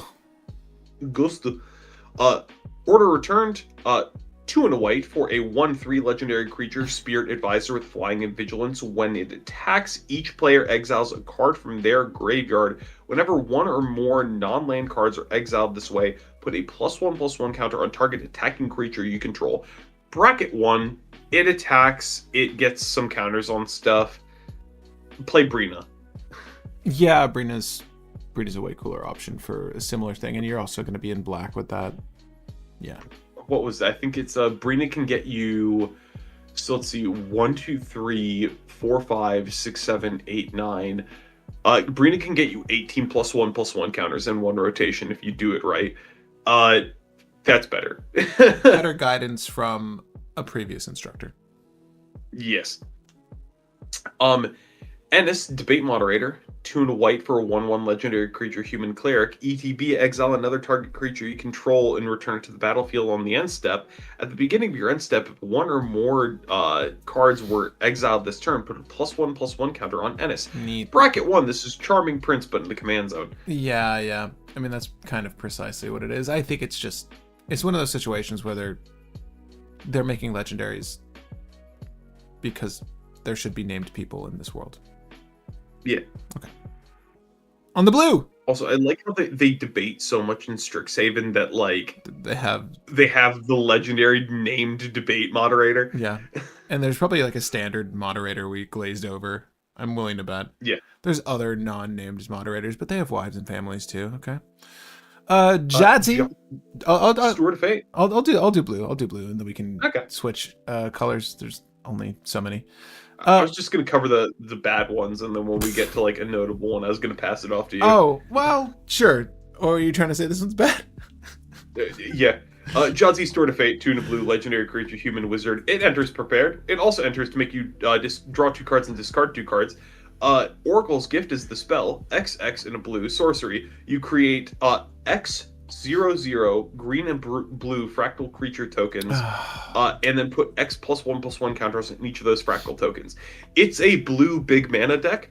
You just want to make as much mana as possible, pump it into this card, and then like if X is 3, you make 3 3/3s. So you paid a whole 7 mana to get 9 mana worth of power into play. Bracket 1. It's a damn shame because like the art is outstanding, Martina. Yeah. For this card, it's just a shame. That's the only thing that upsets me because I don't think we're going to see much of the Steward of Fate in Commander. We said bracket 1. Yeah, bracket 1. That seems fair. Okay. Next, Orisa, 5 mana for 2/2 that costs 3 less if you have creatures with total power 10 or less. It costs 2. Then ETB, draw 2 cards. Bracket 1. It's just ETB, draw 2. Dope. Arnya. It's a finisher with the cat. Yeah. Arnya, Deathbloom Botanist, 2 and a black for a 2/2 Death Toucher. Whenever a creature you control with power toughness 1 or less dies, target opponent loses 2 life, you gain 2 life. Yeah. This is just a slightly better Blood Artist if specific creatures die in the command zone. Yeah. Bad. Just play Blood Artist and have a commander that does different stuff. Yeah. I will let you read Moseo. Well, we've gone over this bird. Yeah, we Skeleton went over Warlock. the effects, but let's talk about Moseo as the commander. After we already know what it does, so we don't have to read it, but just thoughts on it as a commander in general. So it itself lacks the infusion element of life gain, but your bug does have it. I think it's perfect bait for those Orcish Bowmasters. I think that it's fine. You like this in the CZ? I mean, I think obviously you're going to build around some form of life gain for a free reanimate. I don't find this to be particularly good, and mono black is really hard to pilot. So that is more or less what I was going to say as well. Gaining a lot of life in mono black is somewhat difficult. yeah. You can do stuff with Blood Artist. You can do stuff to constantly get things back in the graveyard. The issue is you're in black. You already have reanimates. You don't need to have a commander that reanimates stuff to do good stuff. So this in itself is probably bracket 1. There's better reanimate your stuff commanders than this. I just brought it up because it's it's a unique effect that actually has something to talk about. I do love it in the 99, like you were saying earlier, but like at beginning of end step, it's just rough. We want now when we're looking at effective commanders, and it's just a little slow. Yeah. Yeah.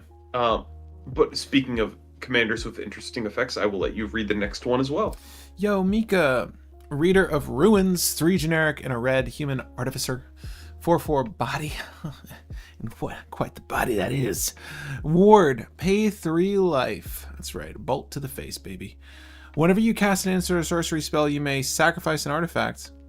If you do, copy that spell, and you may choose new targets for the copy. Well, if you guys have looked at my Oswald list, you'd know that there are great artifacts that exist that ETB, and when they LTB, do the same exact thing. You might want to incorporate those here. Like, obviously in Oswald, they're quite effective because you are cracking those things consistently. You'll get to do that here too, though. So, you know, the one that makes treasures, quite good. You're fueling the cost of whatever spells you're casting. I don't know the combos or playlines. I know there's people that are Mika addicts, Mika stands. Are there playlines I should be aware of, like a infinite copy fuck with a guild artisan? So if the you have artisanal Magecraft, dude. Yeah, the Magecraft dude. if What's you his have name? Magecraft effect, you basically just cast something, cast fork, sacrifice one of your mana rocks, Right. and you fork your fork, go infinite. Are So there 3 now? It's fork. It's there. Which one? There's like easy infinites because you have Ashling, you have Stormkiln Artisan, and then you have there's another one, I can't remember what it is, but there's 3 things that are Magecraft win cons. How many for forks do we have though? It's fork, reverberate, and what? A lot actually. If you include the 3 cost ones, there's like 20 something. Okay. Well, yeah. That makes sense. I think if you're obviously building for just a Magecraft loop, then you're good. Yeah, I will say though that like there's better Magecraft loop things to do. I'd rather just run the Ashling in the command zone and then just do Magecraft loops with that. So I'm gonna say 3. bracket 3 because It you has can a plan. do actually good effective stuff. Yeah, it definitely has a plan. And like, I don't know, man. There's some good redirects as well, and like you have access to Bolt Bend as a very real redirect in this list as well. I mean, you could just like burn them down too. Like you could have just like a sub strategy of burning them. Probably a lot of impulse draw. I really don't hate it. This is quite good. It seems like a delicate balance of artifacts and spells. But I would love to see this built out. This seems like a really fun legendary. Yeah. Next, Mill Vastlands Roamer. 2 and a green, legendary creature, elf druid. Creatures you control with +1/+1 counters on them have trample, 3 power and 3 toughness. Pay 4 and a green and tap this. You create a fractal token with +1/+1 counters on it equal to the differently named lands you control. Bracket 2, only because you can run snow forest, snow waste, and then a whole bunch of other lands that are just good enough. And then you can make some really big fractals consistently and threaten people with big fractals. Then you also have draw equal to power effects to abuse the fact that you're making a whole bunch of big fractals. So there's a game plan here. It's not great. It's kind of weaker than a lot of other decks doing the same thing, but it does it in an interesting way. So I'd say bracket 2. I think that's reasonable. I think that is more than reasonable, sir. Place of all, though. Yeah. Next, Nev the Practical Dean. 2 and a green, legendary creature, Merfolk Wizard So with practical. 2 power, 2 toughness. Yeah. Creatures you control with counters on them have trample. Whenever you cast your first X spell, or your first spell with X in its mana cost each turn, put X +1/+1 counters on Nev. You don't want... If you're playing an X cost outlet commander, you're going to want a commander that makes mana. Bracket 1. Yeah. Concurred. Not very practical, Nev. I know that's not what they mean, but... Anyways, is Abigail related to Brina? Don't know. I know that this is the Abigail that we had in the lore when Eclipsed. So, Abigail is 3 mana for a 2/3 flying bird bard. Whenever you cast a creature spell, Abigail becomes prepared. Prepared spells Heroic Stanza, 1 and an Orzhov. Sorcery, target creature you control gains +1/+1 counter. Bracket 1, that's a horrible effect. Yeah. Is this another just play Brina? Yeah. Well, I don't even think this is play Brina. I think this is play anything else. Play the original Abigail. That's more fun, more interesting. Next, Killian, Decisive Mentor. 1 a white and a black for a legendary creature, human warlock with 2 power and 3 toughness. When enchantment enters the battlefield under your control, tap target creature and opponent, or tap target creature and goad it. Whenever 1 or more creatures that are enchanted by an aura you control attack, draw a card. This is kind of like bracket 3 because you can make a lot of cheap enchantments that will let you goad your opponent's things. If your opponent's things are goaded, you can draw more cards. There's a lot of enchantments that will force your opponent's creatures to stay goaded. There's a lot of random enchantments that'll draw you cards, so it's technically a net 2. You can abuse this in ways where you can draw a lot of cards, and you can force people to punch in ways that will net you wins in casual. I'd say bracket 3. I'm putting it in 3 too. It's not breaching that mark. I think this is a really interesting list, and it's going to get people to make bad attacks, like you were saying. And not just enchantments, like specifically auras. You very much want to be drawing when those creatures attack. And try to spread the load. Like, it says 1 or more, so once you've sort of locked in on one of your opponent's things, like, move on to the next opponent. Yep. But it's cool. I like Orzhov stacks. I feel like this is a slower list. You can kind of control the game and do fun shenanigans with it. I like it. Bracket 3 sounds good. Yep. Next, we got Nita. Oh my god, I love Nitas, by the way. 1 a white and a black for a 2/3 legendary creature, human advisor. Whenever you cast a spell you don't own, put a +1/+1 counter on each creature you control. Oh, how am I going to do that, 2. Will? Sorry. How am I going to... Pay 2 and sacrifice another creature. Exile target instant or sorcery card from an opponent's graveyard. You may cast it this turn using mana of any color. If that spell would be put into the graveyard, exile instead, activate only as a sorcery. Bracket 2. You have a game plan. You can actually use stuff from your opponent's graveyard, which is pretty good. But playing your opponent's stuff is never a good strategy. No, you're really relying on the kindness of strangers here. Nita, I don't know how you made it this far in your career. She's just a brown noser, dude. Yeah, That's what this is. Pay stepping two. on other people to get to the top, just like your second effect. Yeah, we're good. We're bracket two. Bracket two for number two. Okay. Scriv, uh, the Obligator. His art doesn't really match the set. Am I wrong? Kind of does, kind of doesn't. Feels cartoonish.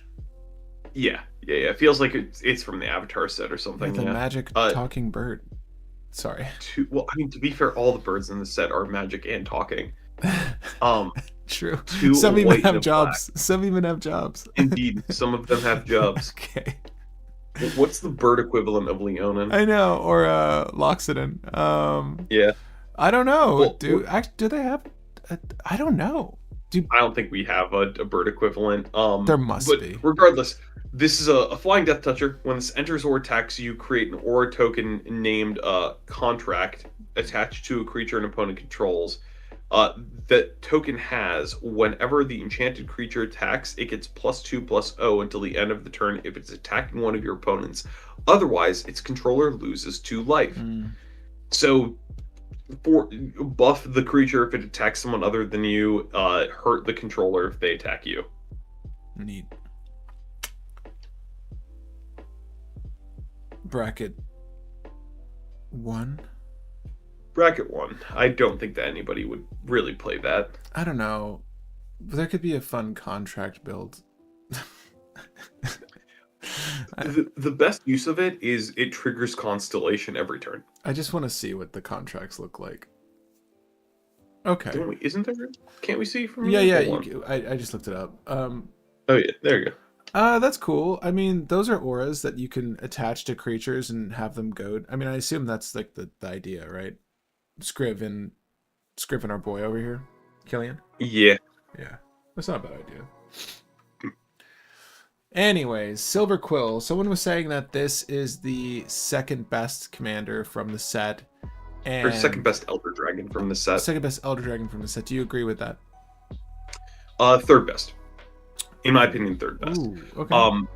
I think Witherbloom and Prismari are both better than this. I think that this is fine. I think this is unfortunately just out of cEDH range, only because you need a lot of setup and you don't do a lot outside of it. Granted, that is the bias with the way that we built it, which I don't think that we built it super optimally.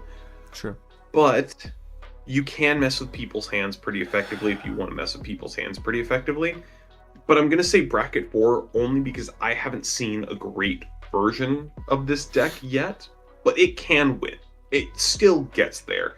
I'm sorry, I want to put it on like the low end of bracket 4. Personally, from our build. Watch the build we did on Silver Quill. Yeah, I'm still fine with 4 though. Yeah. Next, Muddle the Ever-Changing. Now, someone said Muddle is bracket 5. Because I think this one is also notable. Okay, someone was saying that Muddle is bracket 5. Muddle is probably bracket 4, but Muddle is still For future disgusting. reference, Junkyard says Muddle is S tier. So, who is Muddle? You may ask.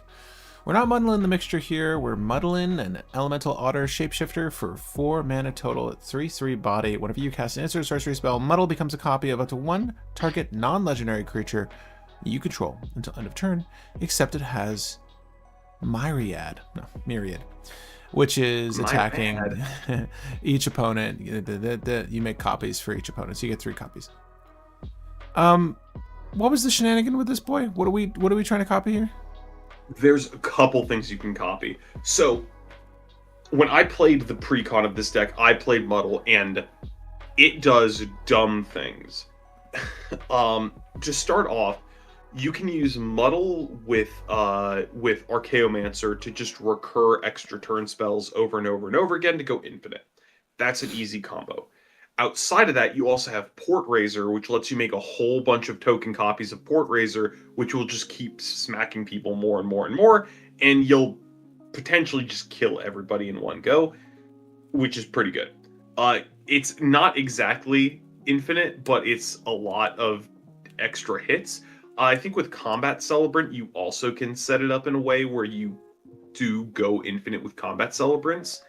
So there's a couple different things that just go infinite with Muddle as long as you cast an instant or sorcery. So there's a couple 1-card combos with Muddle.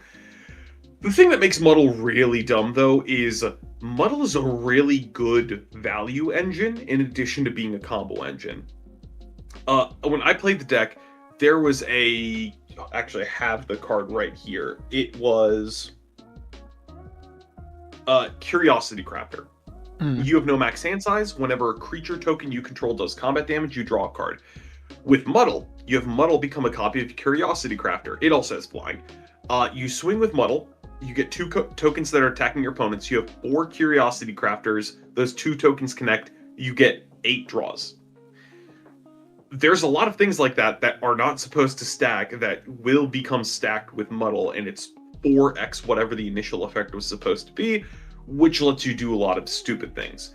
Muddle can draw you a lot of cards, Muddle can combo off pretty well, and Muddle can just generally grind out the game, control out the game, whatever you need. Because of that, Muddle's good. However, Muddle needs other cards to be able to do anything. Yeah. So I say Muddle's bracket 4, but Muddle is still really good. Yeah, I mean, I'm trying to think of what else came out that was like, is it up there? We got VV, Outlaws of Thunder Junction. We got what's the name of that cowgirl? Oh my god. Oh, Stella Lee. Yeah, I'm trying to think like, because I think we put those at bracket 5. Yeah, Stella Lee is bracket 5. Right. Muddle is lower than Stella Lee, but Muddle still does a lot of grindy stuff, which is awesome, but Yeah. Muddle's bracket 4. I will agree with it being the ultimate otter. Yeah. But it's a shapeshifter, so is it really an otter? We never really know its true form. It's weird to say to claim. I mean, at what was it an otter born and then became a shapeshifter, or was it a shapeshifter that just happens to like being in an otter form, and when it's applying for jobs states otter? Do you know what I mean? Like, and what is the job? What is the Loxodon equivalent of otter? What are otters with jobs? Because we saw them in what was that set? There was a couple of otters that Bloomburrow. Yes, Bloomburrow. Well, in their worlds, they're all just anthropomorphic animals. Yeah. And they all have jobs. And they all There's have... that one mouse that's a hero. Oh, yeah. That's his job title. I agree with you, Wolf. Ultimate Otter, hands down. Prismari, the inspiration. Is this Elder Dragon number 2 for you? This is Elder Dragon number 1 for me. Wow. This is the best Elder Dragon in the entire set. Go on. Long and short, all you do with Prismari is you search Jessica's will and then win the game next turn. That's all. It's really fast. It's really explosive. The only downside is hand size. You need to have things that make mana and things that draw you cards in hand so that you can keep playing the game. Yeah. There are a lot of effects that let you do that, but you need to have the right things to make it work. However, that's what tutors are for. You have ways of getting around it. Yeah. You're fine. Prismari's bracket 5, without question. I think what are they? The impulse draws or various rummage effects that also create treasures or some sort of consequential mana gain, or again like the frantic searches of the world, stuff like that's going to be very helpful. I'm partial to Silver Quill. To let people know, the most effective way to win the game with a Prismari Storm style effect is you have Remand, Narset's Reversal, or Unsubstantiate, and you have anything that says make mana or make mana and draw cards. So if you do like Seize the Day, discard a card, draw a card, and make a treasure, you just go, okay, Storm, Seize the Day, draw a bunch of cards, make a bunch of treasures, Seize the Day on the stack. I'm going to Remand to Seize the Day. The copy of Remand is going to bounce original Remand to hand. I'm going to draw a card. A copy of Remand is going to bounce Seize the Day back to hand. I'm going to draw a card. I'm going to have Remand's copy your counter other Remands, and I'm going to draw cards. Replay Seize the Day, make even more mana, draw even more cards. Last copy, do it again. That's the reason why Prismari is just kind of better, because you can... you're running every single one of those effects you can because they let you ramp into Prismari to set up the win, but they also combo off with Prismari to win the game. Everything does everything in Prismari to get you there. Prismari has pretty much replaced Niv Mizzet for cEDHs or Dragons. Yeah, I want to say so that Niv Mizzet grinds. Yeah. Niv Mizzet is a controlier, grindier commander that can survive and kill stuff to disrupt other people's game plans. Prismari is kind of more of like the explosive all or nothing commander, because you're going to play Prismari, then people are going to go, I'm killing Prismari with everything I have, and then you need to try to replay Prismari. With Niv, people aren't killing Niv. And Niv is uncounterable as well, and Prismari isn't, which, granted, isn't always necessary, isn't always notable, but might be notable enough. I don't know. Use that dumb land that everyone likes, Cavern of Souls, whatever. Yeah. Go for it if you're really worried. Anyways, Rutha? Rutha, Mastering the Moment, bracket 1.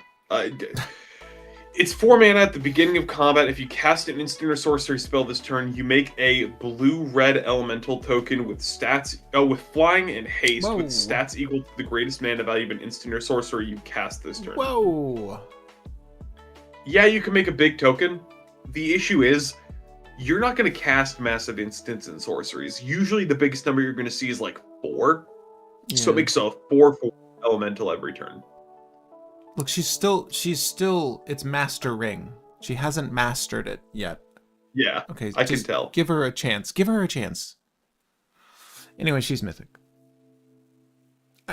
From a commander set, but for whatever it's worth. Yeah, she's the face commander. She's the face commander? She's the face commander. Muddle is not the face commander. Muddle's the backup commander. Well, they messed that up. Yeah. He's mastered it. Is he like this? Is he the teacher? Is he like sensei to her or something? No. She's sensei, but he's just utterly ridiculous. Yeah. Never mind. Bracket 3. No, not bracket 3. It doesn't have any good abuse power effects. It's just you make elementals that punch things, and if you don't have an instant or sorcery in hand, she does nothing. Yeah. Well, that's why, joke's on you, Will, my deck is only instants and sorceries. No Mystic Study, no Mystic Remorse. We got our fish right there. We don't need more Mystic Remorse. Alright, we on Sinar? Yep. I'll let you read Sinar. He's unfinished, but we still like him. For Izzet, Goblin Sorcerer, 04 body, Sinar enters prepared. We know what that means. Tap him to create a treasure token. Activate only if you've cast an instant or sorcery this turn. Us just as worthless as Rutha. But here's a wild idea. At sorcery speed for 5 mana, search your library for an instant or sorcery. Reveal it, put it into your hand, then shuffle your library. This is really funny, because initially when I looked at this commander, I was like, ass.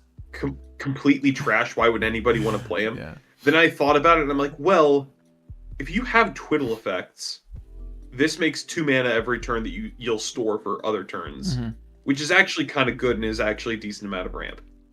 And if your big dumb spell that immediately wins the game is just like Enter the Infinite or something, your game plan is just hit like 17 mana as quickly as you can, and you're in the colors that make mana pretty quickly, and your commander is also making you like 1 to 2 treasures every rotation, so you can store up the mana, so you can kind of get there reasonably. Isochron Dramatic Reversal, bro.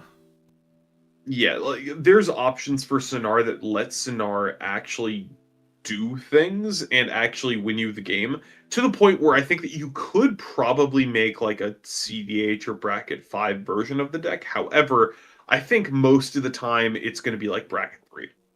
You can argue bracket 4, you can argue bracket 5. I'm going to say bracket 3 for this, though. I feel like we should build this and try to push it as hard as we can go. Yeah. But I do think that it could be bracket 3 till maybe like low bracket 4. Yeah. Like low. I wouldn't be surprised if someone brought this to a tournament unironically. Yeah. and was just like, come at me, bruh.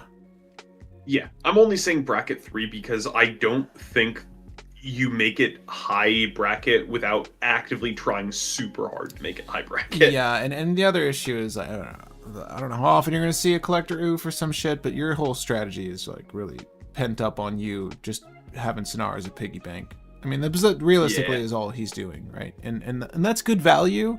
We're also not considering the fact that you're probably gonna have to rip some of these treasures on occasion. So Now, and here's the crazy idea, and somebody brought this up in chat as a potential idea, and honestly, this is probably the better way of doing it. Screw the whole Gale strategy. It's Sonar, and you find Reality Scramble as your thing in the deck, which you then cast to turn Sonar into Prismari with all of the treasures stockpiled up, because all the things that you want to do with Sonar are the same thing.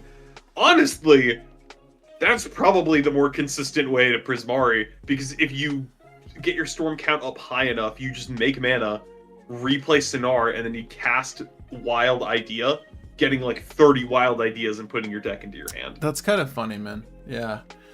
I mean, it's going to be... That's probably the way to do it, actually. At that point, it's a 9-mana tutor.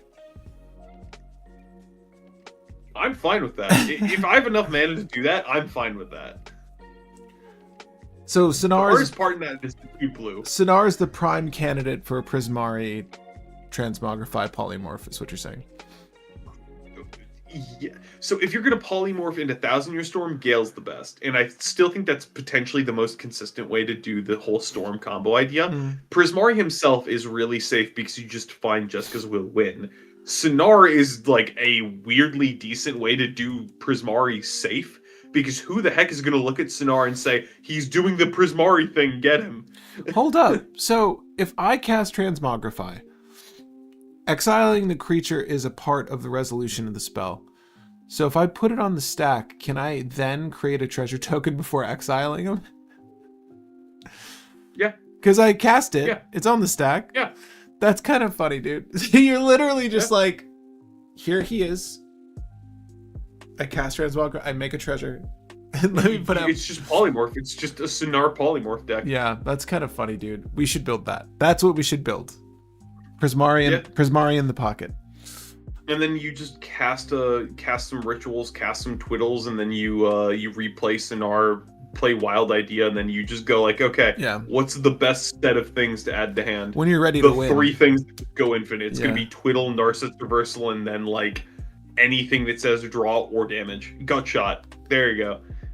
Dude, 100%. We should build that next. I actually really like this. Is a dumb idea. Fuck just building Prismari. I want to build like the Prismari. Yeah. Just shoot Prismari out as quickly as possible. Yeah. Okay. Next, Zephe, the Tempest. 7 mana for a 5/7 that says once per turn, on your turn, you can cast an instant or sorcery spell for free. Bracket 1. Yeah. Crappy Omniscience.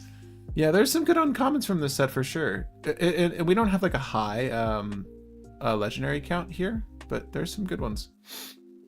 Yeah, Zephi is not one of them, but he's a rare. Yeah. Black Loafing Pest. 1 a black and a green for 3/4. Whenever you gain life, put a +1/+1 counter on each pest, bat, insect, snake, and spider you control. It's a pest. Bracket 2. There is a combo here. There's probably 2 combos here actually. There's things that you can do. You can make a pretty big board pretty quickly. You can use Blood Artist effects and a couple token generators to make your board really big really quickly, and you can punch people. But it is a lot of different ideas crammed into a singular package, so it's not going to work efficiently. But it does work. Bracket 2. What is that one artifact that makes bats? The Catacombs? The Mausoleum? Yeah, Mausoleum. There's like a bat generator. I'm just trying to think of like the dumb lines you could play with this. Whenever you gain life. It itself doesn't have life gain, but I'd love to build this. I like how squirrel isn't a part of the equation, but there's a squirrel right behind black. Yeah. Do you catch that? Yeah, squirrels aren't pests.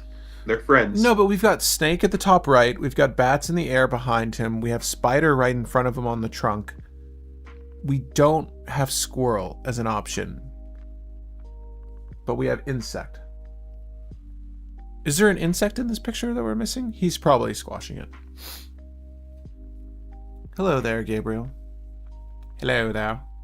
We're just going over our legendaries from Secrets of Strixhaven. If you're joining us now, we're wrapping up the bracket with the latter half of these legends, so do join. I'll let you cover Dina, Patrick. Dinah? Essence Brewer? She's Golgari, 3 mana total. Another great art piece. 2/3 legendary creature, Dryad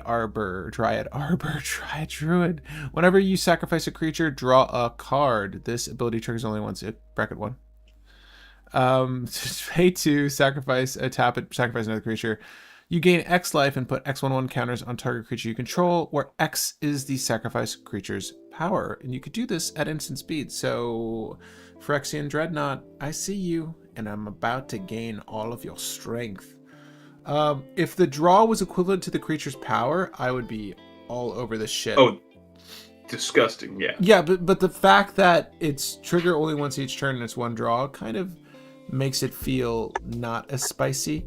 But you could be sacrificing creatures on other people's turns, so there's maybe some value here. And obviously there are effects that say as additional cost, sacrifice a creature, yada yada yada. Like, you can get the triggers to pop with some frequency.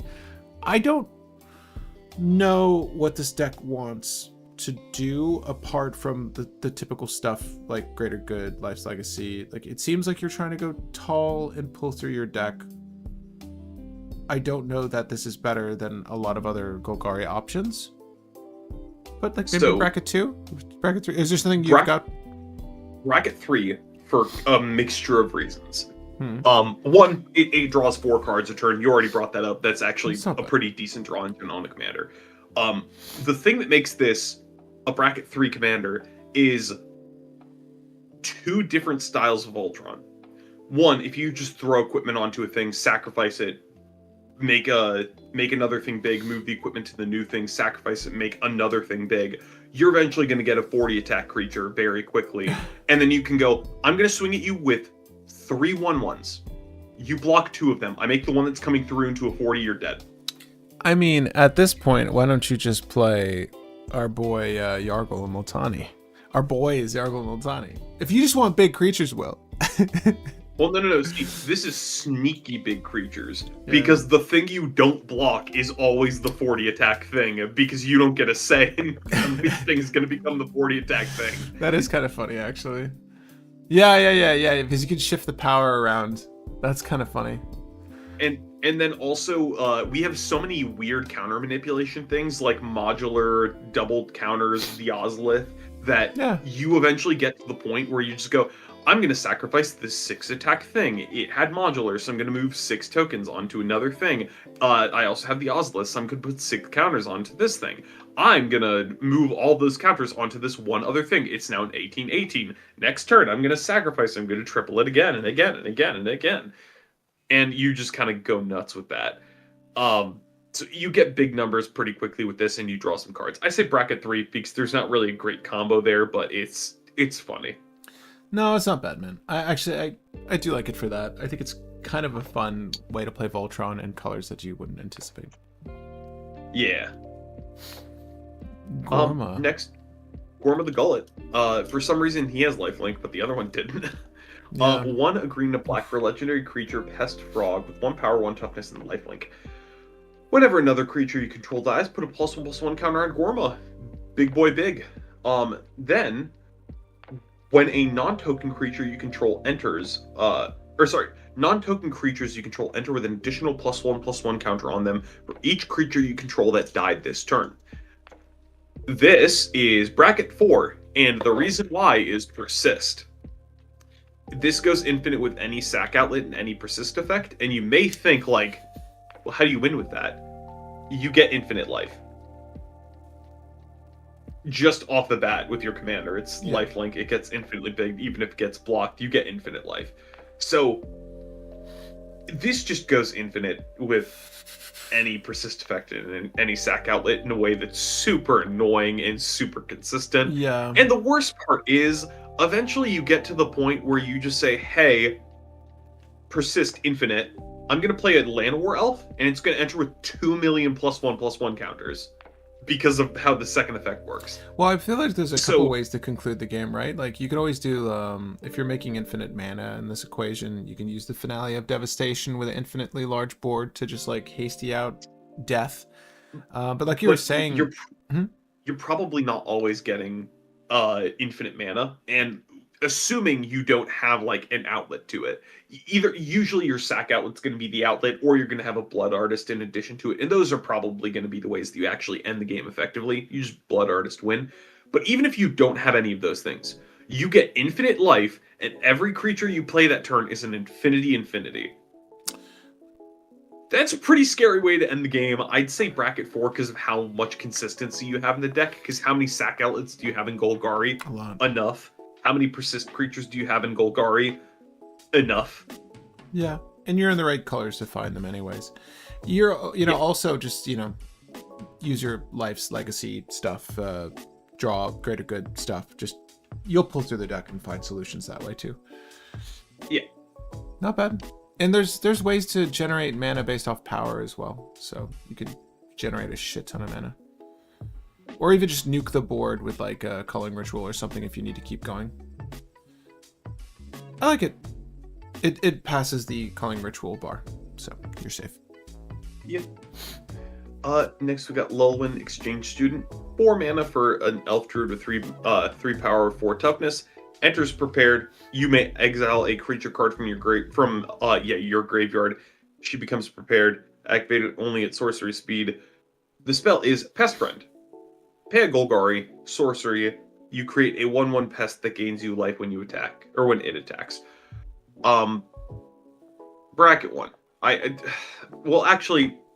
So that activated ability is funny because you can prepare Lulwyn even if Lulwyn is prepared. It just doesn't do anything.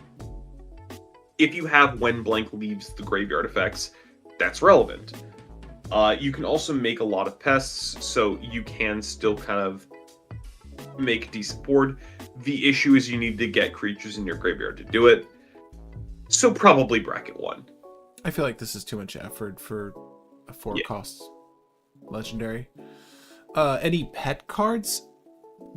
No, not necessarily. I mean, I like Erode a lot, but I think Erode is just a good card. I wouldn't necessarily say it's a pet card for me. But no, Will, any cards that... Like, what's your favorite pet card from the set for one of your decks? Is it the Bells and Lock tech? Probably the Bells and Lock tech, because I'm just like, oh my gosh, we finally got the thing I've been missing from Bells and Lock for so long. Because I tried doing the Triad from the Assassin's Creed set, but I need to make the deck so much worse to make that work.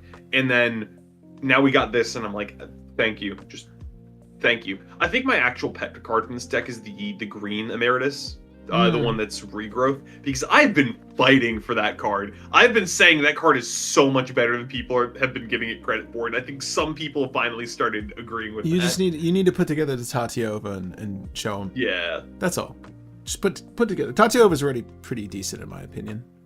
Yeah, be even better with that. You know who's also pretty decent? Witherbloom. Oh, I'm on him. The not so balanced. Yeah. Well, he's balancing other things. He's very busy balancing other things right now. If you didn't see, we built this deck. He is a 2 CMC commander.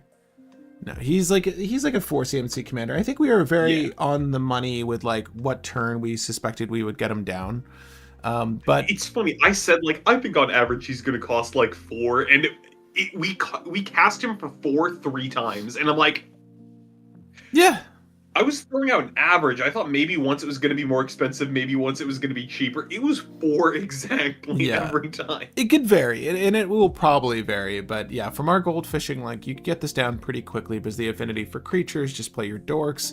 Flying Death Touch, we don't give a shit. Instants and sorceries you cast have affinity for creatures. Basically, go to town.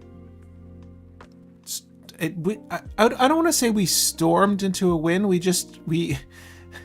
It was a flurry of spell casting into combos. Yeah. and we kind of were able to get there turn 4, turn 5 consistently. I think wasn't it turn 3 pretty On consistently? on its cast, excuse me. God, no, you're right. Yeah. How did we win? What were the play lines again? So we had Sprout Swarm to make infinite sprouts, and then we had I think that was pretty much. Sorry, I'll put it on the screen. I'm gonna hold on. I'm gonna take a quick look at our previous list, just so I can reference that, because I know there was a couple different ways. This is like one of the major players in the deck, though, that Will just mentioned, Sprout Swarm. So you'd use this to just get the creatures to make all your spells cost nothing, pretty much. The only trick is to make sure that you're able to find ways to leverage having said infinite creatures. But I think Sprout Swarm is something we gravitated towards most of the time. I think we had a Saw in Half Infinite, if I recall correctly. Oh, let me double check. Was that the no? That was that was Silver Quill. We had that for Silver Quill.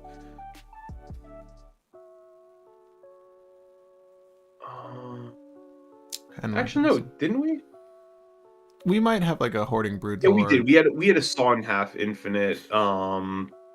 I can't remember the exact setup for it. Oh, it was Ewit. Ewit Saw in Half, and then we replay whatever we wanted infinite times. I remember it being good. Yes. Maybe like lower bracket 5? Is that crazy? I think just straight up bracket 5. Like it did the thing we thought it was going to do, and it did it at good efficiency. Yeah.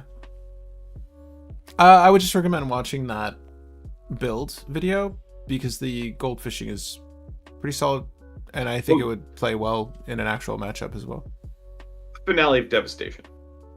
It was Sprout Swarm just being Sprout Swarm after nuking people's boards. Ewit nuking everybody's everything with Saw in Half loops, and then what did I just say? A Finale of Devastation. Those were our 3 ways of winning. Yeah. And which is more than adequate, I think, for most list. Yeah. Having 3 outs. What about Aziza? Aziza, we already covered this previously. Bracket 1, purely because there's not... You need to have 3 creatures in play, which is already a little bit hard. And you need to cast spells that are relevant to copy, which is not a thing in Boros. Yes, you can draw some extra cards. Yes, you can get a little bit of extra value, but in actuality, you're not doing anything good. I think someone had like a combo for this though, with like a mass untap effect, like Call to Arms, and I think there are like play lines where you could go infinite, but they are maybe a little convoluted. Cast. So you can't just keep copying. It's on cast. You need to have a way to recast the things. Will you buy back your reiterate, Will? I'm just kidding. There's not a good way. It's reiterate's the one with buyback, right? No. Correct. Oh, yeah. Okay. Cool. You're correct. Aziz is fine. I'm kind of on Will with this. I do like that it's trying to do something different for Boros. I don't know that it's great for Boros. Yeah. Excava. It's a 4 mana for a 3/3 flying haste creature that when it attacks, you return a artifact, creature, or non-aura enchantment with mana value 3 or less from your graveyard to the battlefield with a finality counter on it. And it's a 1/1 spirit creature token with flying in addition to its other types. Neat. Bracket 1. Like, yes, this lets you play out of your graveyard, but it's just a weird Sun Titan that doesn't let you keep getting the things back. You get the things back once. Yeah. I also like that you're just making it so much more removable. Yeah. Yeah, the One Ring as a creature. Don't do it. Curol History Buff is a 2 mana for a 2/3 that says whenever one or more cards leave your graveyard, this becomes prepared. Pack a Punch, 3 mana, sorcery, mill a card, put 2 counters on a creature you control, give it trample, bracket 1. I'm in agreement. Yeah. Lorehold. I always want you to be good. Lorehold the Historian. I wish Quandrix and Lorehold swapped effects here. Lorehold the Historian is 3, a red and a white for a legendary creature, Elder Dragon, with 5 power, 5 toughness, flying, and haste, and says, each instant and sorcery card in your hand has Miracle 2. At the beginning of each opponent's upkeep, you may discard a card. If you do, draw a card. I really want to say bracket 1. I'll say bracket 2, only because you can play big, dumb, flashy spells. There are some big, dumb, red, flashy spells. And this does do hand fixing. You do still go through 4 cards per rotation with your base draw. Yeah.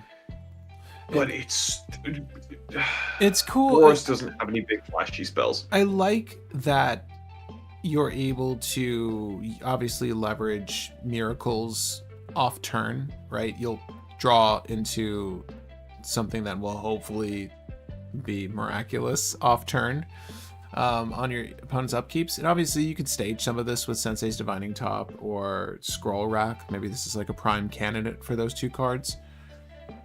I don't know that it's great though. Like basing a whole deck around just creating miracles is not great, but I mean, you could just, what are the biggest splashiest things you could cast that you would want to drop on your opponents? We've seen them in Electro. There's the 9 cost thing that lets you target any number of things and then exile cards from the top of your library for each target and then burn the targets for that damage.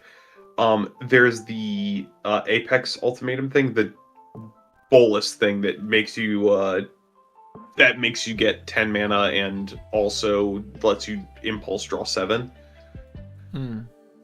There's a couple things like that are decent, but there's not anything that's immediately game ending. I don't think. I want to say 2 with you. The funniest thing I think I've heard is Worldfire. Oh. Exile all permanents, exile all cards from all hands and graveyards. Each player's life total becomes 1. What a miracle. Yeah. Sure. I'd say bracket 2. I mean, it's good value still. It's not he is the cheapest dragon, right? Yes. That seems reasonable. I don't hate Lorehold. I don't think this effect is bad. Yeah. It's just bad in Boros. Yeah. We want to make miracles out of other things, like a lot of those blue spells. But why didn't Lorehold give things discover? Like, take Quandrix's effect and give it to Lorehold, make it discover. That would have made so much more sense for Lorehold the Historian. No. He's already discovered everything. He's just a living record at this point. No more discovery. Yeah. Well, Quintorius Historian Chaser, 2 red white for a legendary Planeswalker Quintorius with 5 loyalty that may be your commander. Whenever 1 or more cards leave your graveyard, you make a 3/2 red-white spirit creature token. That's not bad. +1, you may discard a card. If you do, draw 2 cards and then mill a card. -4, spirits you control gain double strike and vigilance until the end of the turn. Honestly, bracket 3, the top effect, the passive effect, makes way more spirits than you would think, and the +1 does actually fill up your graveyard enough that you can start doing all the dumb, crazy things, and you get a board really quick. He's a really good aggro commander. Yeah, he will make so many spirits. I don't mind this. I do think this is bracket 3. I'm really in it for the top effect, mostly. Anytime we see that on a Planeswalker, I'm just like, that's free real estate. You know what I mean? It's like, what's the Is It one? The girl from Kaladesh. She's got a really good one where she makes Thopters or something. I mean, but 3/2 red-white spirits are primo. We like those tokens. Saheeli. Saheeli is the one I'm thinking about. And she's great. She's super playable. All right. Berta. Yep, we got Big Berta. Oh, Wise Extrapolator. Hmm. 2, a green and a blue for a legendary creature Frog Druid with 1 power, 4 toughness, and increment. Whenever one or more counters are put on Berta, add 1 mana of any color. You can pay X, tap Berta, and you create a 0/0 fractal token with X +1/+1 counters on it. Now, there is a 1-card combo with this, and that is, what is it? Raise the Alarm. Or Intruder Alarm, sorry. You tap Berta, X equals 0, make a 0/0. It untaps all creatures on the board, including Berta. Tap Berta, make a 0/0, untaps Berta, tap Berta, makes 0/0, untap Berta. That is infinite. That's infinite triggers for untaps, infinite triggers for ETB stuff, and infinite triggers for creatures dying. I don't think there's going to be a lot of things that take advantage of creatures entering or dying to win the game in Civic, but infinite untaps means that you have infinite mana with a lot of different effects, which theoretically should win you the game, especially considering the fact that Berta is a mana outlet. With a singular Dork and Intruder Alarm, you make infinities.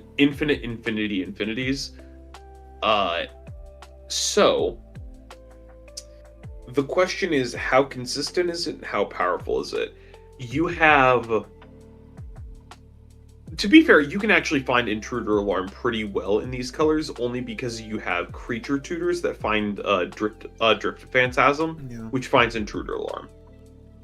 But it's not too powerful. However, you do also just have the entire other part of Berta where your game plan is get things that put +1/+1 counters on Berta, Yeah. and then just spam put +1/+1 counters on Berta, and then make a lot of mana to go off. So I'd say bracket 4, only because there's a very easy to set up combo and ways of making a lot of mana off Berta. I feel like it's going to be a little slow. Yeah, And like, I could see bracket 3. I would not argue against bracket 3. yeah. I mean, I don't hate. The effect is.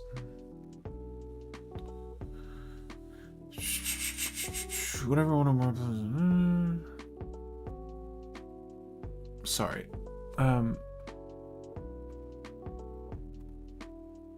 Yeah. I'm like in between bracket 3 and 4. We can say bracket 3. I'd be interested to see it built and played, and then once I see it tested, I think I'd have a better opinion. Yeah. But it's one of those ones where it's like, I don't know, like +1 mana is good in the CZ, but like it's roped into getting +1/+1 counters placed on it. Which, granted, increment can kind of help with, but it's still for sure. It's still gonna be a little bit difficult. Yeah, I agree. Next we got Primo the Unbounded. X green and a blue for a 0/0 fractal wolf. Yeah. Has trample, enters with double X counters, and whenever one or more creatures you control with base power 0 deal combat damage to a player, you create a fractal token with +1/+1 counters on it equal to the damage dealt. This commander kind of doubles up the power of your board every single turn because it hits for, let's say, 4. It makes you a 4/4. When both of them hit, you make it 8/8. When all 3 of them hit, you make it 16/16, then a 32/32, then a 64/64. And the only thing that you need to do is make sure that your tokens connect by just using something that says your creatures with counters on them have trample, or your modified creatures have trample, which there's a lot of those effects in green. It's just kind of a punchy deck. It's a little bit slow. I'd say bracket 2. I mean, it has a plan. Yeah.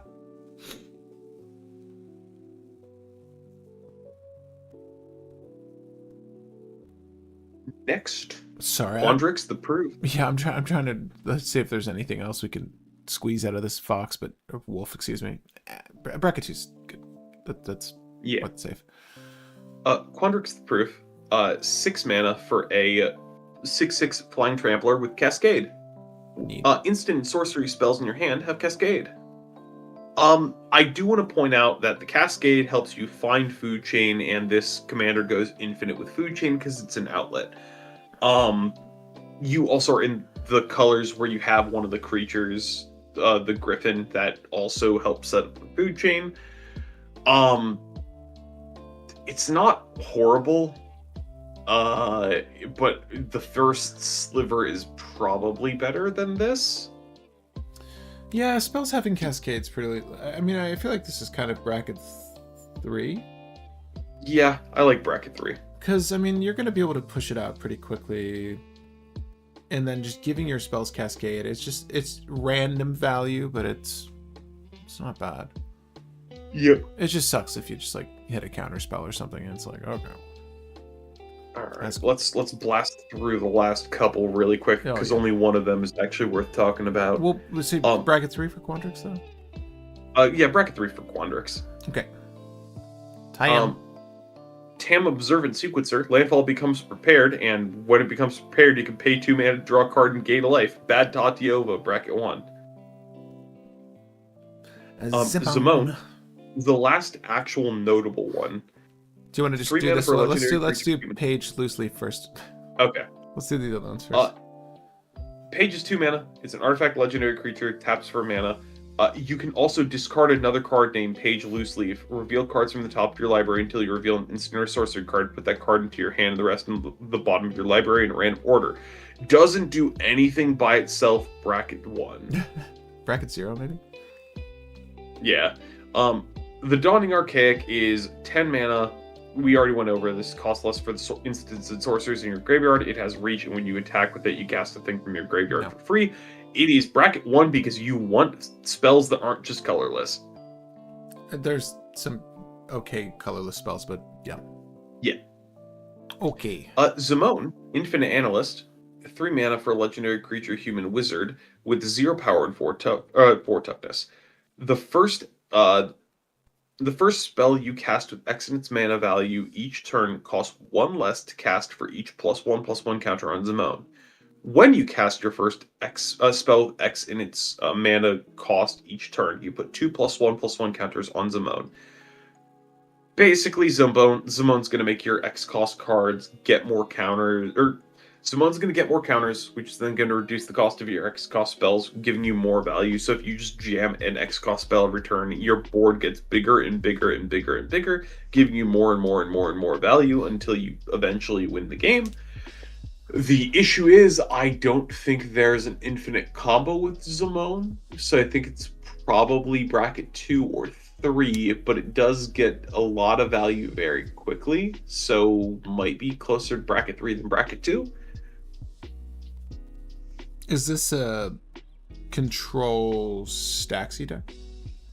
It's more like a dirtily grindy deck. Like, you just play stuff like Genesis Wave and like Green Sun Zenith and so on to get more value, to get better things, to get more value, to get better Chalice things. of the Void. Are you on Cornucopia? Are you on like the dumb rocks? Probably some, and then they're kind of pseudo valuable later. Yeah, you do play the blue draw X card spell because it's not the first X cost you play on each of your turns. It's each turn. So if you play the like 1 and 2 mana instant speed draw X cards effects, you draw a lot of cards on Zimone and get Zimone really big really fast. Is it bad that I wish she had increment?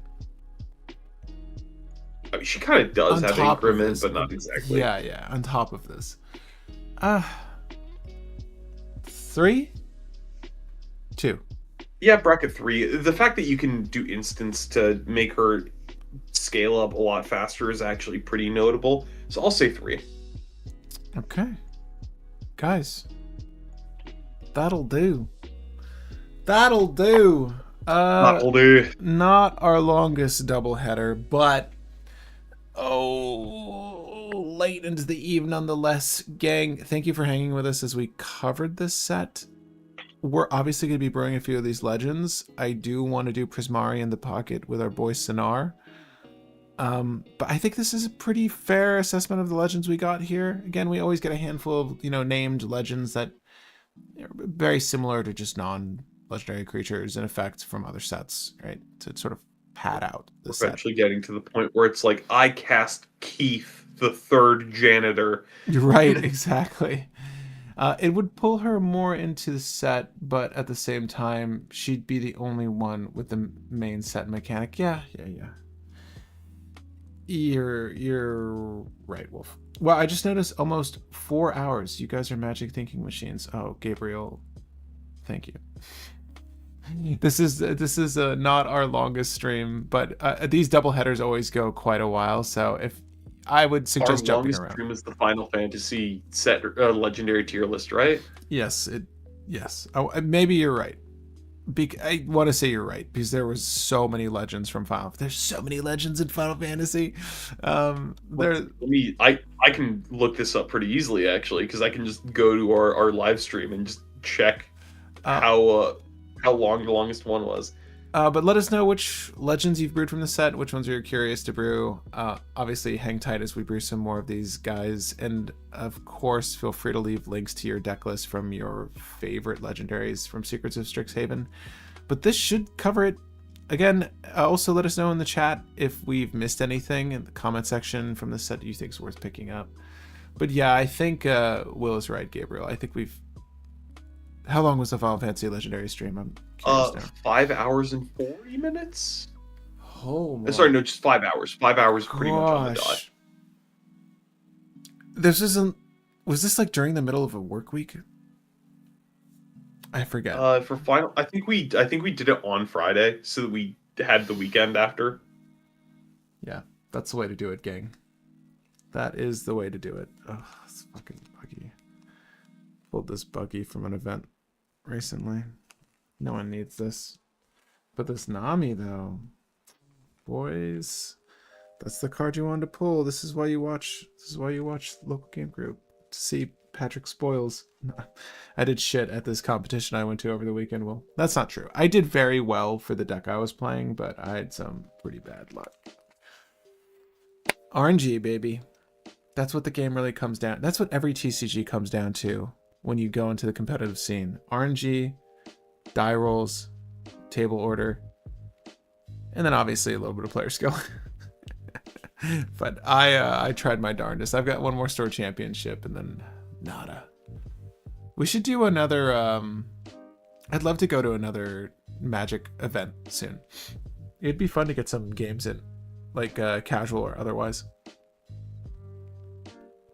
When's the next big Magic event? Can you hear me? I don't know. Okay. Don't worry about it. We'll figure it out later. Guys, we'll see you on the next one. Thanks for joining us. Maybe later this week, maybe not. We'll see. I'll talk with Will. This is a long one. Pew, pew. Ciao. Bye-bye.